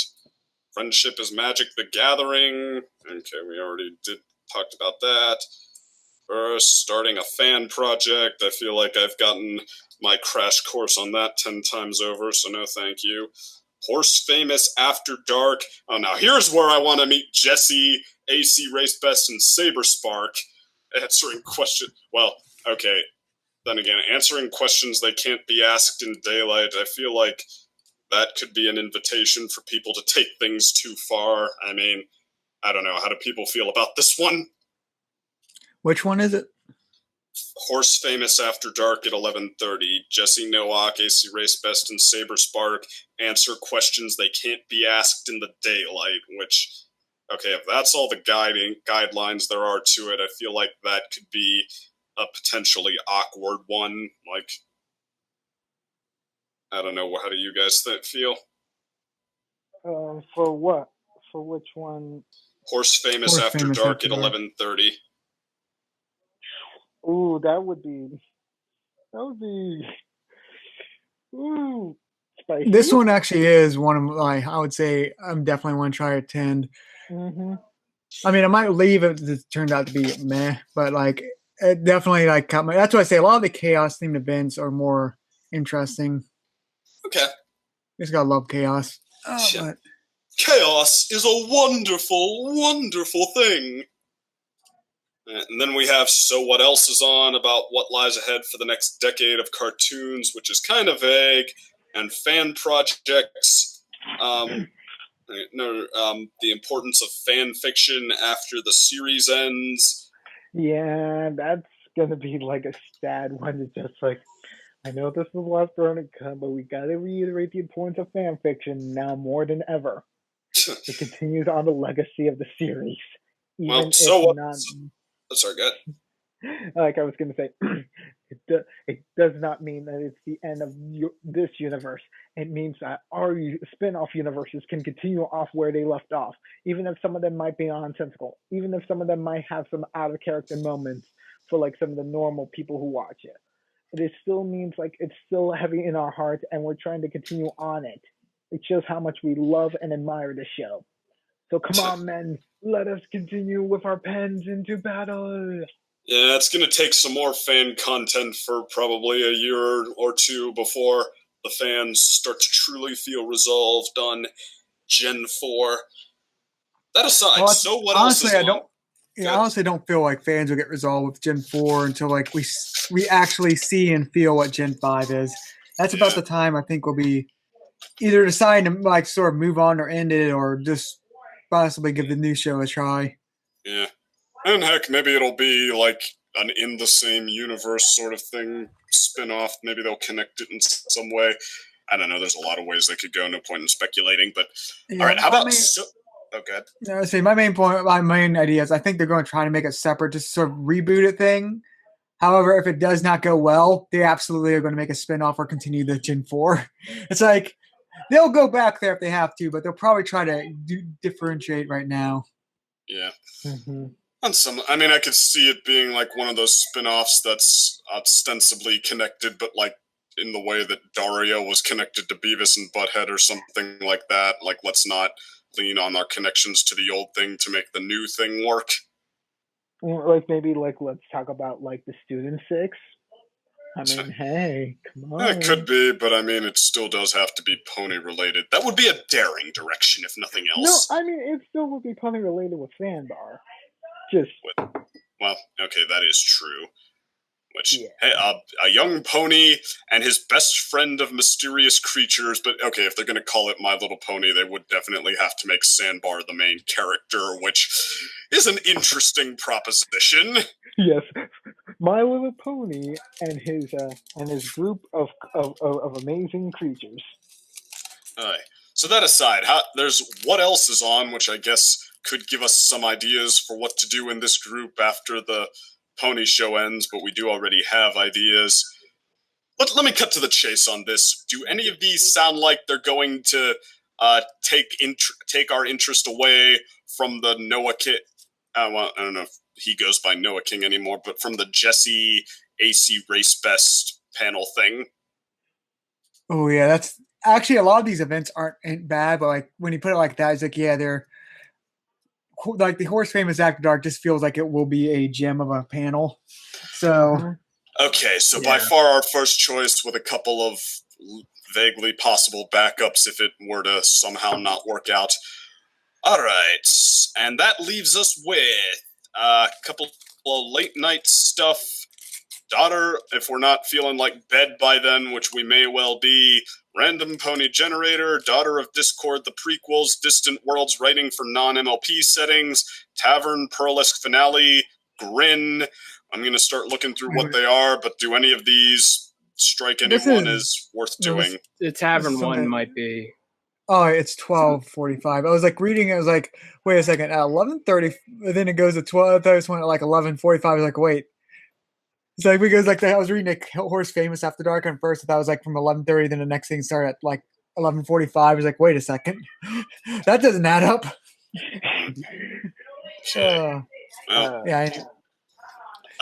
Burlesque Cabaret Show. I don't know. I'm not a single man right now. Might not be for me. Enjoy MLB themed Burlesque Cabaret Show. Showcase all types of talent while being sexy.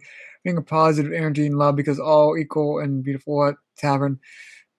Could be a fun, friendly sort of thing, or it could be exactly what it sounds like. But yeah, this is like it reminds me of how I thought about the Maid Cafe before I figured out you have to pay $45 to try it. It's like it'll be an interesting thing possibly to try, but it's like it could be very bad in very bad ways, like in very different bad ways too.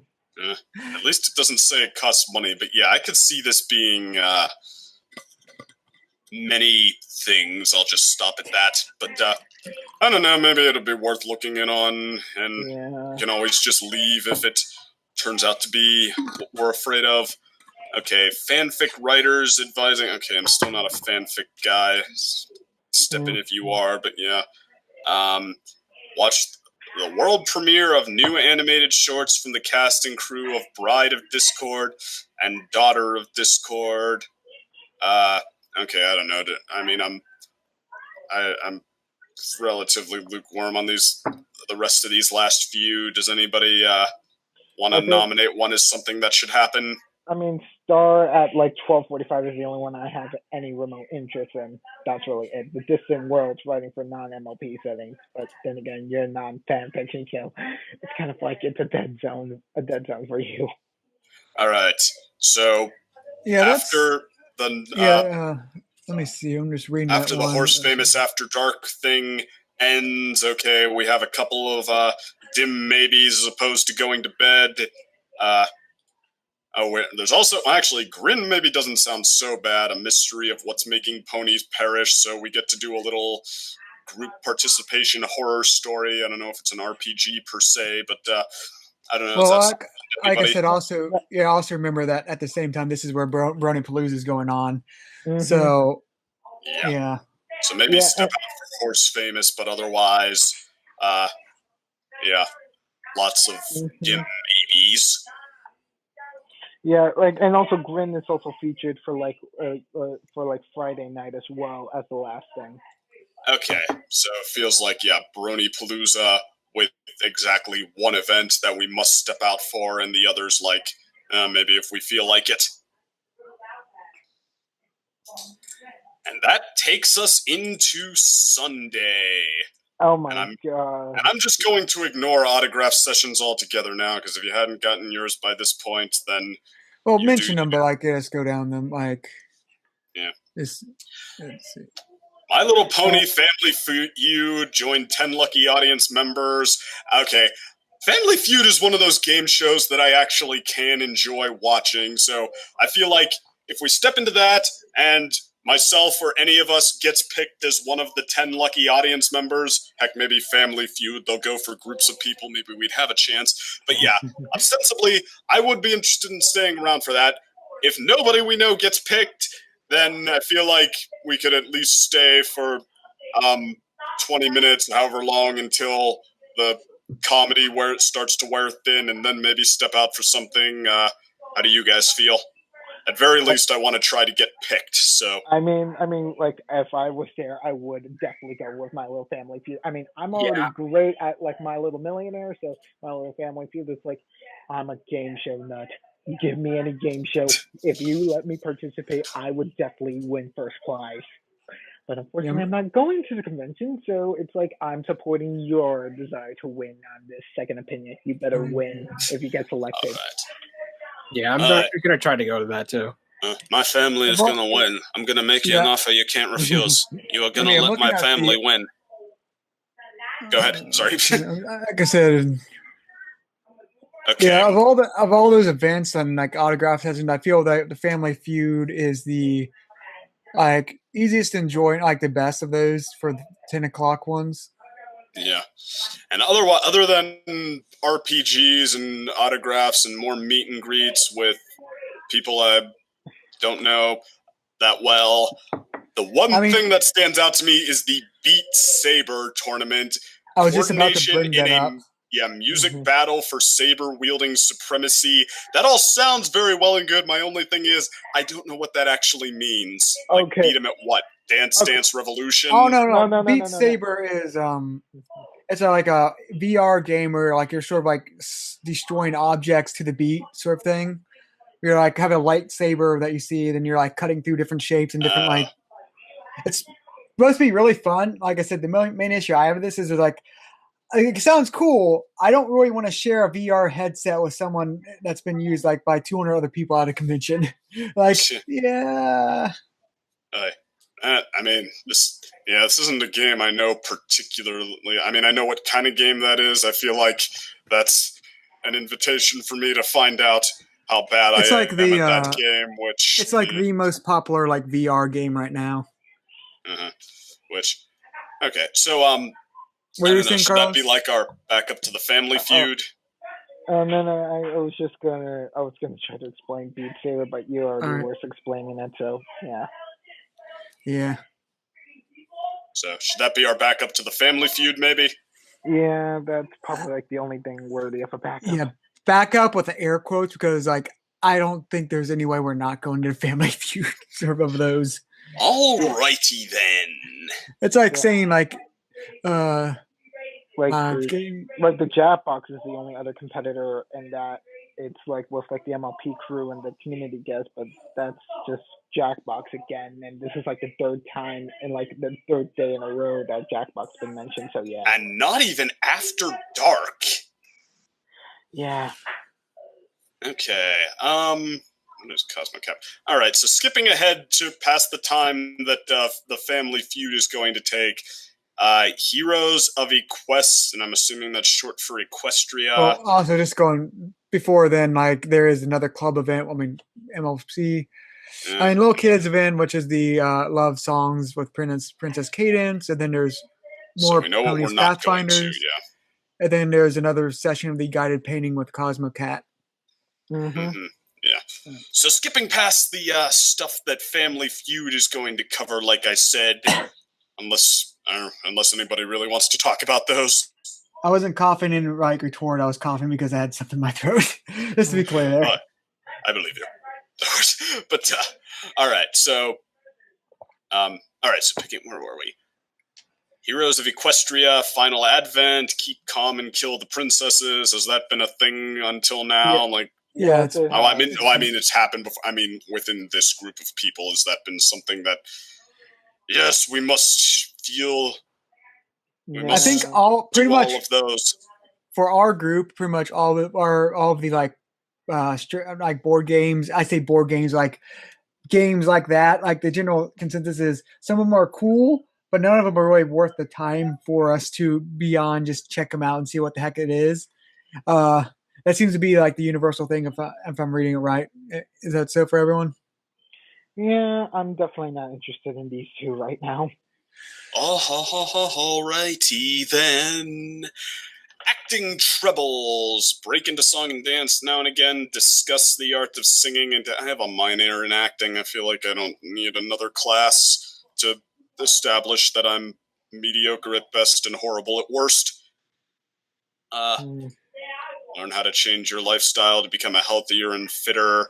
And I grew up with a mother who is the most healthy, fit person I know, drilling that into me until my skull hurts. So, I don't know. Oh, well, participate in some friendly physical competitions. That part sounds more promising. I don't know. Does this remotely catch anyone's eye? No, because it kind of feels like if it wasn't for like the wording, it would feel like the big insulting panel for like Brony. The only the events like I think the Sun and Moon one are both like sort of better events, but they're better events I don't want to go to, sort of thing. But like I actually might check out at least the Equestria Daily one, just because they've been through the whole Brony community for like almost a decade. Being like chaperones of that, so it's like I feel there could possibly be some interesting stories there. Yes. Yes, no matter your opinions about Equestria Daily, it's like they're still like a big figurehead in the community. They are. I don't know if they're necessarily for me. I mean, they've featured some of my stuff, and I'll always be grateful for that. I feel like the Sethisto guy, he didn't have the most. What was it? He wasn't the biggest fan of the analysis community, which is, I feel like, where I start and end in this community. I think he felt like I think they liked the analysis community until like it started to explode, and it was like, okay, there's too much. We're just going to limit it to like X, Y, and Z is getting attention.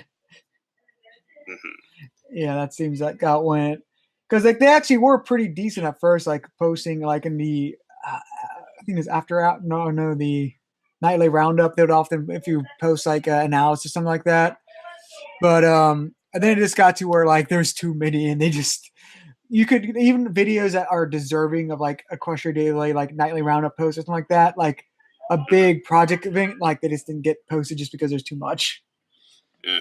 Well, I mean, no, it's not that. Just like what he would say with his logic for the reaction people would have to stuff, and how, which most of the time seem to come out as, people should stop having problems and not celebrating the fact that we've got ponies. I mean, with acknowledgement that of, where, like, some stuff might have, how did he put it?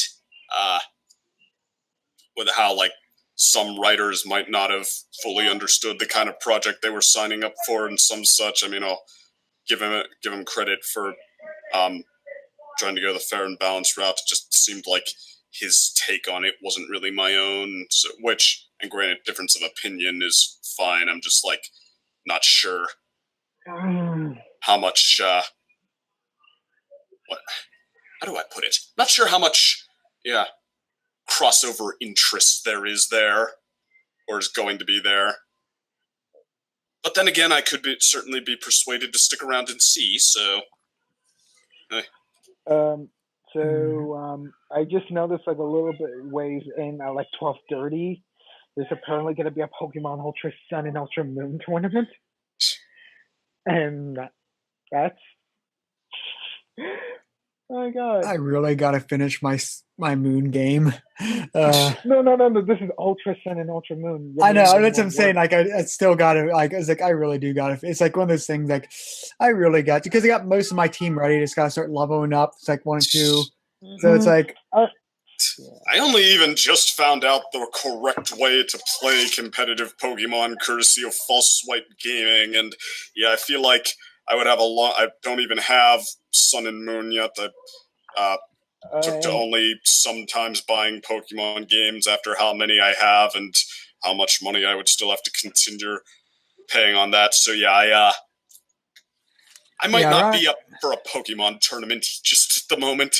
But it's kind of like, sort of like, for this one, it's like, this is literally the last DS, like 3DS game before the Switch takes over for like with like a Sword and Shield, like probably the most controversial Pokemon game. The thing is, I was actually going to bring up is, ironically, like, I think when November comes around, I might end up just finishing Moon instead of getting Sword at launch, at least. Just because, like, the more I hear about Sword and Shield, but obviously everyone's pretty much going to get Sword. The only people who are going to get Shield are the Rising of the Shield fan base. No, the main people I see wanting to get Shield are people wanting to get Shield because they either feel sorry for it or just sort of like they want to go the not popular route. That's Same like people who pick Team Instinct. Yeah. But the thing is, like, going with that is, like, the more I hear about, the more it's just like, it seems like more back steps than forward steps from Moon and Sun and Moon. And the only big thing that's plus is really like, oh yeah, we actually have a true full-on 3D world now. And we'll also have, like, you won't have random battles, sort of. Which, like, sort of nice, but also just in terms of the core gameplay, though, everything else just seems sort of like, can we all admit that the Dynamaxing just seems stupid? Like, it's I don't even know what that is. Okay, it's basically like kaiju sizing your Pokemon for like a few turns. It's like a mid-ground between Z-Move and Mega Evolution. Does Poliwrath finally get one? No. It's like just enlarging the size of like your Pokemon vector to be gigantic in the game. To get like a ghostly... Basically, like a several story tall ghostly body, which then get super attacks. Yeah, but only a few Pokemon even get like a form change with Dynamaxing, with Giga to Maxing. Yeah, that's the thing. Turn like, Poliwrath into a frog already. Let him do it. They're not going to. Yeah, the main thing is, like, I hate with that is, like, it just seems like Z moves actually sort of make sense within the lore and all that. Pokemon's like, hey, you have a close bond with your Pokemon this way, and it allows you to push them beyond their limit, sort of thing, and do a super attack. I buy that. Or like we have the Z crystals, but like it's still like that makes sense. Dynamaxing just like, what the heck is this? It's like now it's like you. It's like, oh yeah, this zone of Pokemon ability to become Kaiju's for like a few minutes. It's like, that makes no freaking sense. And that's like, that makes no freaking sense in the realm of Pokemon, which is saying a lot. Wait. Derek, there is a way for it to make sense. you know how Pokeball technology has been used to miniaturize Pokemon into the cellular level? Imagine if you do the opposite, and they always show that for like the Dynamaxing, that they return the Pokemon to the Pokeball, and then with like a magic effects on it, it enlarges the Pokemon. It makes sense, but it's just not really fun, or like the way that you would think like Pokemon battles would be fought would be gigantifying, like the pocket monsters. Yeah, and also like going off of that, it was like I do like the aspects around it, like how they're going to have the raid like situations where you're trying to defeat a giant Gigamax or Dynamax Pokemon. Oh, literally, remember totems, which are supposed to be somewhat larger than their original counterparts. It's literally like rip-off totems, but even more bigger. But yeah. Or like that Super Dragonite from that one first gen episode, the oh god, Mystery at the Lighthouse or whatever. Yeah, no. People are going to make references to that. They're also going to make references to the giant Alakazam and the giant Gengar from like the Pokeopolis episode as well. All right. All of this was proof that Dynamaxing was a thing, that the writers were holding on for 20 years. Team Rocket's dashing off again, and yeah, moving on. Let's get back to Pony. God, yeah. No, because like I don't mind talking about Pokemon and all that, but like I feel what little audience we have left might be getting a little sidetracked. Yeah. Okay, so let's see. The Showstoppers talent show, cheer on chosen contestants showing off their stuff, competing for first place.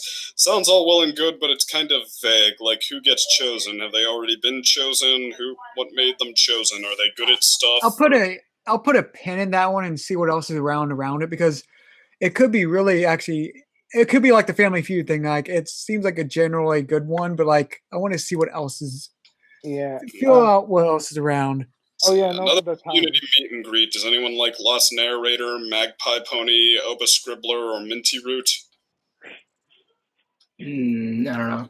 I already met Minty Root. A whole bunch of autograph sessions too. Oh, I roomed with him the last time I came there. Yeah. It's gotten around. Yeah, Minty Root, like same answer. Well, another Lauren Faust autograph session, so I'll have my chance there if I decide I must have it, which even that one I'm like, eh. Okay, charity auction, enter Equestria. Okay, another role-playing game of sorts. Discord's mystery art game, prompt-based drawing game that, that's not a Clubhouse one. Forest Kingdoms of Inspireland. Okay, so lots of RPGs. I don't think that's going to beat any of the 1131s. We'll probably be staying at those. Yeah, I think that or the autographs. I think both of those are shadowing over these events. Besides, except for I hope the charity auction does pretty well. Like, like we say it's shadowing over, but I really do hope that one does well. Actually, I don't know. Actually, I would like to say maybe I'll try to bid on something, but I know like a lot of people are going to be bidding a shit ton for it. I've been to charity auctions, and I've been ready to cancel all the Gardens ones. Like they ran out of stuff to auction to start auction off this completely random crud for high value just for charity. It's like I respect that to a very high degree. Yeah, but I'm also, but as a buyer potentially into like the charity auction stuff, I'm also terrified of that. The consumerism / support system that this community has is strong to a terrifying extent. 12:30, we got the other side of the coin with Bonnie Zackerly's stories and experience. Okay, well, I feel like I don't know if I need to know more about G1 than the one panel from her. Like, I don't know. Does anybody disagree there? Yeah, I kind of feel the same way. I feel and generally. Oh yeah, go on, Carlos. Yeah, like I feel like the same way as you, second. Like, it's like offering like people who are fans of like G1. Like, I definitely know like one certain reviewer, if she's going to Bronycon, would love to go for like introspective like a questioning off to her about that stuff because she grew up on G1. Yeah, I think I know. I can think of somebody too, assuming we're not talking about the same person. Let me guess. Is it an alicorn with purple mane? No. So, dang it. All right. Oh, I just want to be clear. Like the children's charity auction, that is actually for the kids only clubhouse too, and families. There's another main auction later. Okay. It's sort of interesting to split that, but that's interesting. But I think that could also be cool. They get like kids involved in charity. And also like a weird bidding, like so the kids are like learning how to bid for the first time because they're like $1, $2, $5. Don't worry. With Fortnite, the kids are all well for currency issues now. With all the microtransactions in games. Okay. Let me see. Well, there's also an Applejack appreciation panel. I mean, I don't know. I feel like I don't have enough of a dog in that fight to really care that much either way.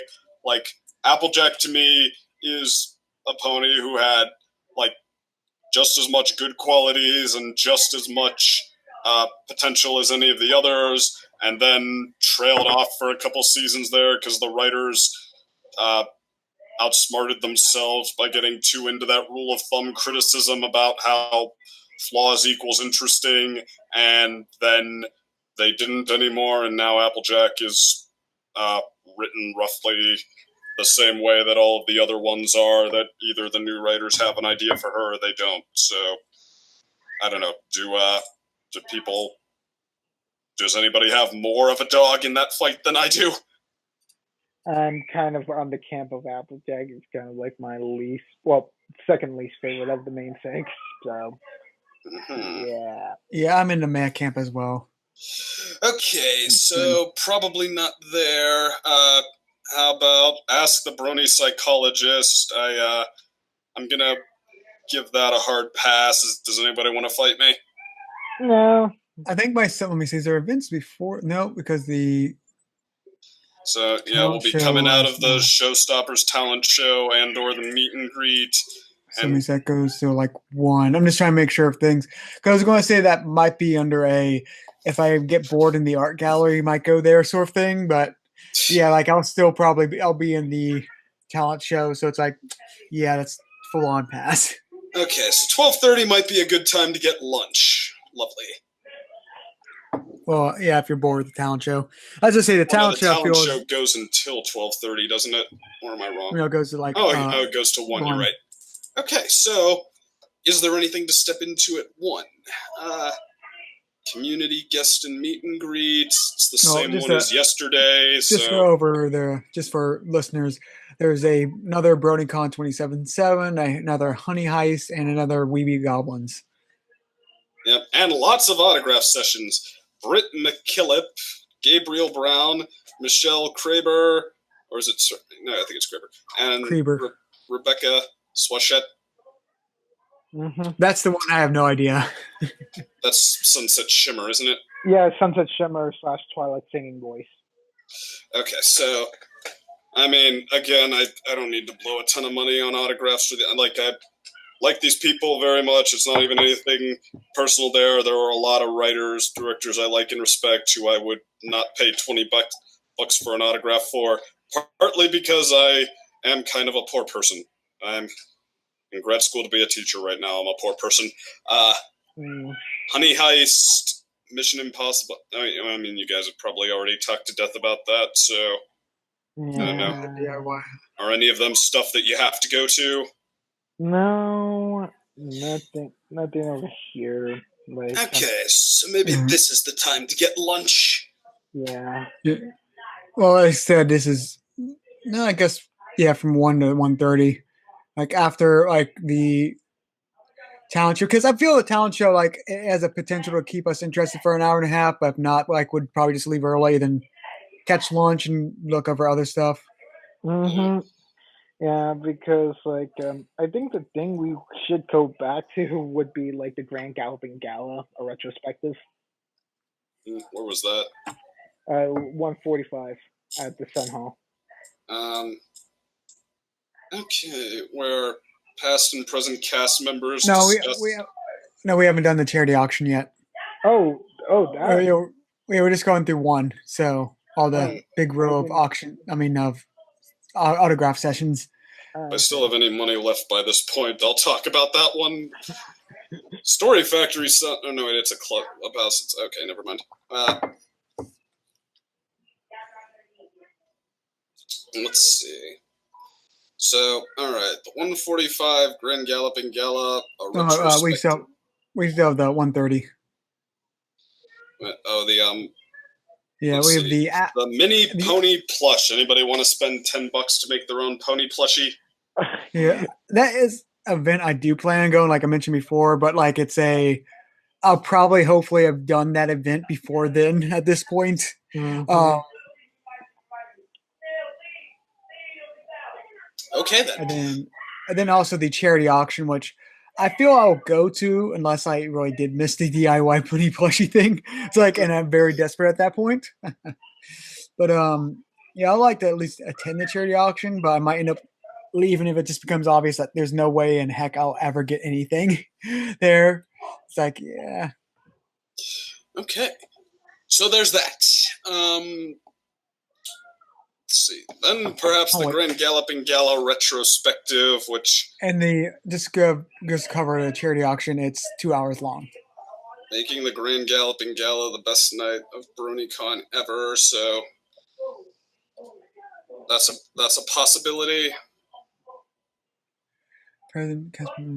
Some of us at least are going to be at the charity auction. So. Oh, that's like I think the upper. Yeah, that's the like upper crust dance like gala thing that they do where you have to be fully dressed. Mm-hmm. Well, I probably won't be able to attend that one then. Shame. No, this is like the discussing the event the discussion itself. Of it, but I mean the gala itself. That I don't know. The thing I think that was Friday night, wasn't it? Yeah. Yeah. Yeah. The funny thing is, like, it's like dress nice, but also you can wear khakis. I just found that funny. I like khakis, but I just find it so weird. Like all the others, like very strict dress clothes, but khakis are okay. I could. Fun. Oh, go ahead. Oh, you could also, if it's like you're cosplaying someone that's dressed in nice in character, I think they have more lenient too. Does it cost a lot of money to get in? Because I could be persuaded to bring a nice suit or something. Let me just find out. I think it was like $45. Grand Galloping Gala. How much tickets? Tires are cried. Let me make sure. Light screen. It might not actually cost anything to get in. It just might. You guys have to abide by the dress code. Well, maybe you'll see me there after all showing off whatever suaveness I have. You can tell by the fact that I use the word suaveness, noun, a word when you cannot think of a noun form for suave. All right. That aside. Okay.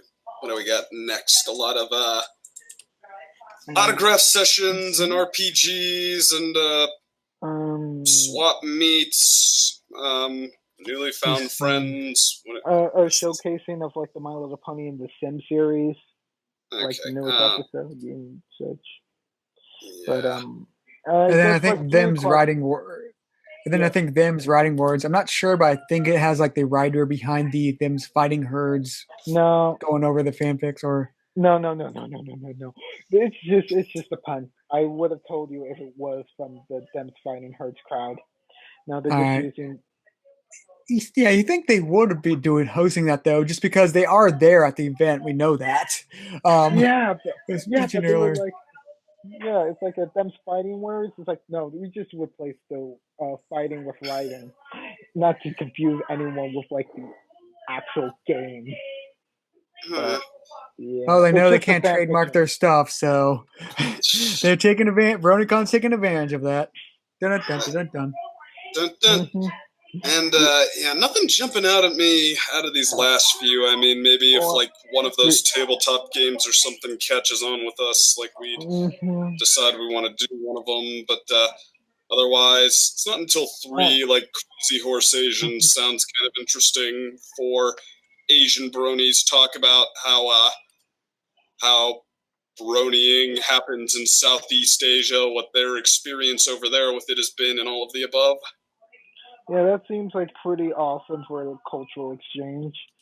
Yeah. Well, the thing is, like, the reason I feel there's not a lot of good events besides autographs at this point is because, like I said, the big charity auction thing is going to be lasting 2 hours, so it casts a long shadow at the last day. Yeah. Again, like, if I still have money, I'll talk about that one, but I feel like I might have some time to fill at that point of Bronycon. So, that being said, like, well, there's still lunch to do, and there's saying goodbye to each other and all that, and yeah, our first meeting in person at the last Bronycon, so we probably will be occupied all the same. Yeah. So, besides Crazy Horse Asians, I'll look at the other generations, so like the Awakening Sleeping Beauty, except ponies instead of Disney. Awakening Sleeping Beauty is a documentary about how Disney pulled themselves up by their bootstraps and made the Disney Renaissance happen by the by. So that, but with ponies, it looks like what we're going to get with the history of My Little Pony. So that could be interesting. And then at the last thing is the closing ceremonies, which we don't have any info on besides it's going to be an hour long, and the fact that we're probably all going to be attending it. Yeah. Yeah. So that part probably is spoken for. And we have a Bronycon. How about that? Wow, I can't believe we actually did it. No, we didn't do it yet. No, I mean like doing. I know. I'm being. Yeah, don't jinx it anymore. I don't want Trump canceling my flight. I look up what's happening where DC lives, if you're wondering about that. Yeah, if you want, like, for those listeners, yeah, like Trump's flying in, like made a last month change, and now is having a rally today. I'll leave, so might be influencing my flight time. It's like, and that's on top of like, if we didn't mention earlier, I'm pretty sure it did. Yeah, my hotel got canceled because of flooding, like the Sunday before Bronycon. So I had to do a lot of minute panicking.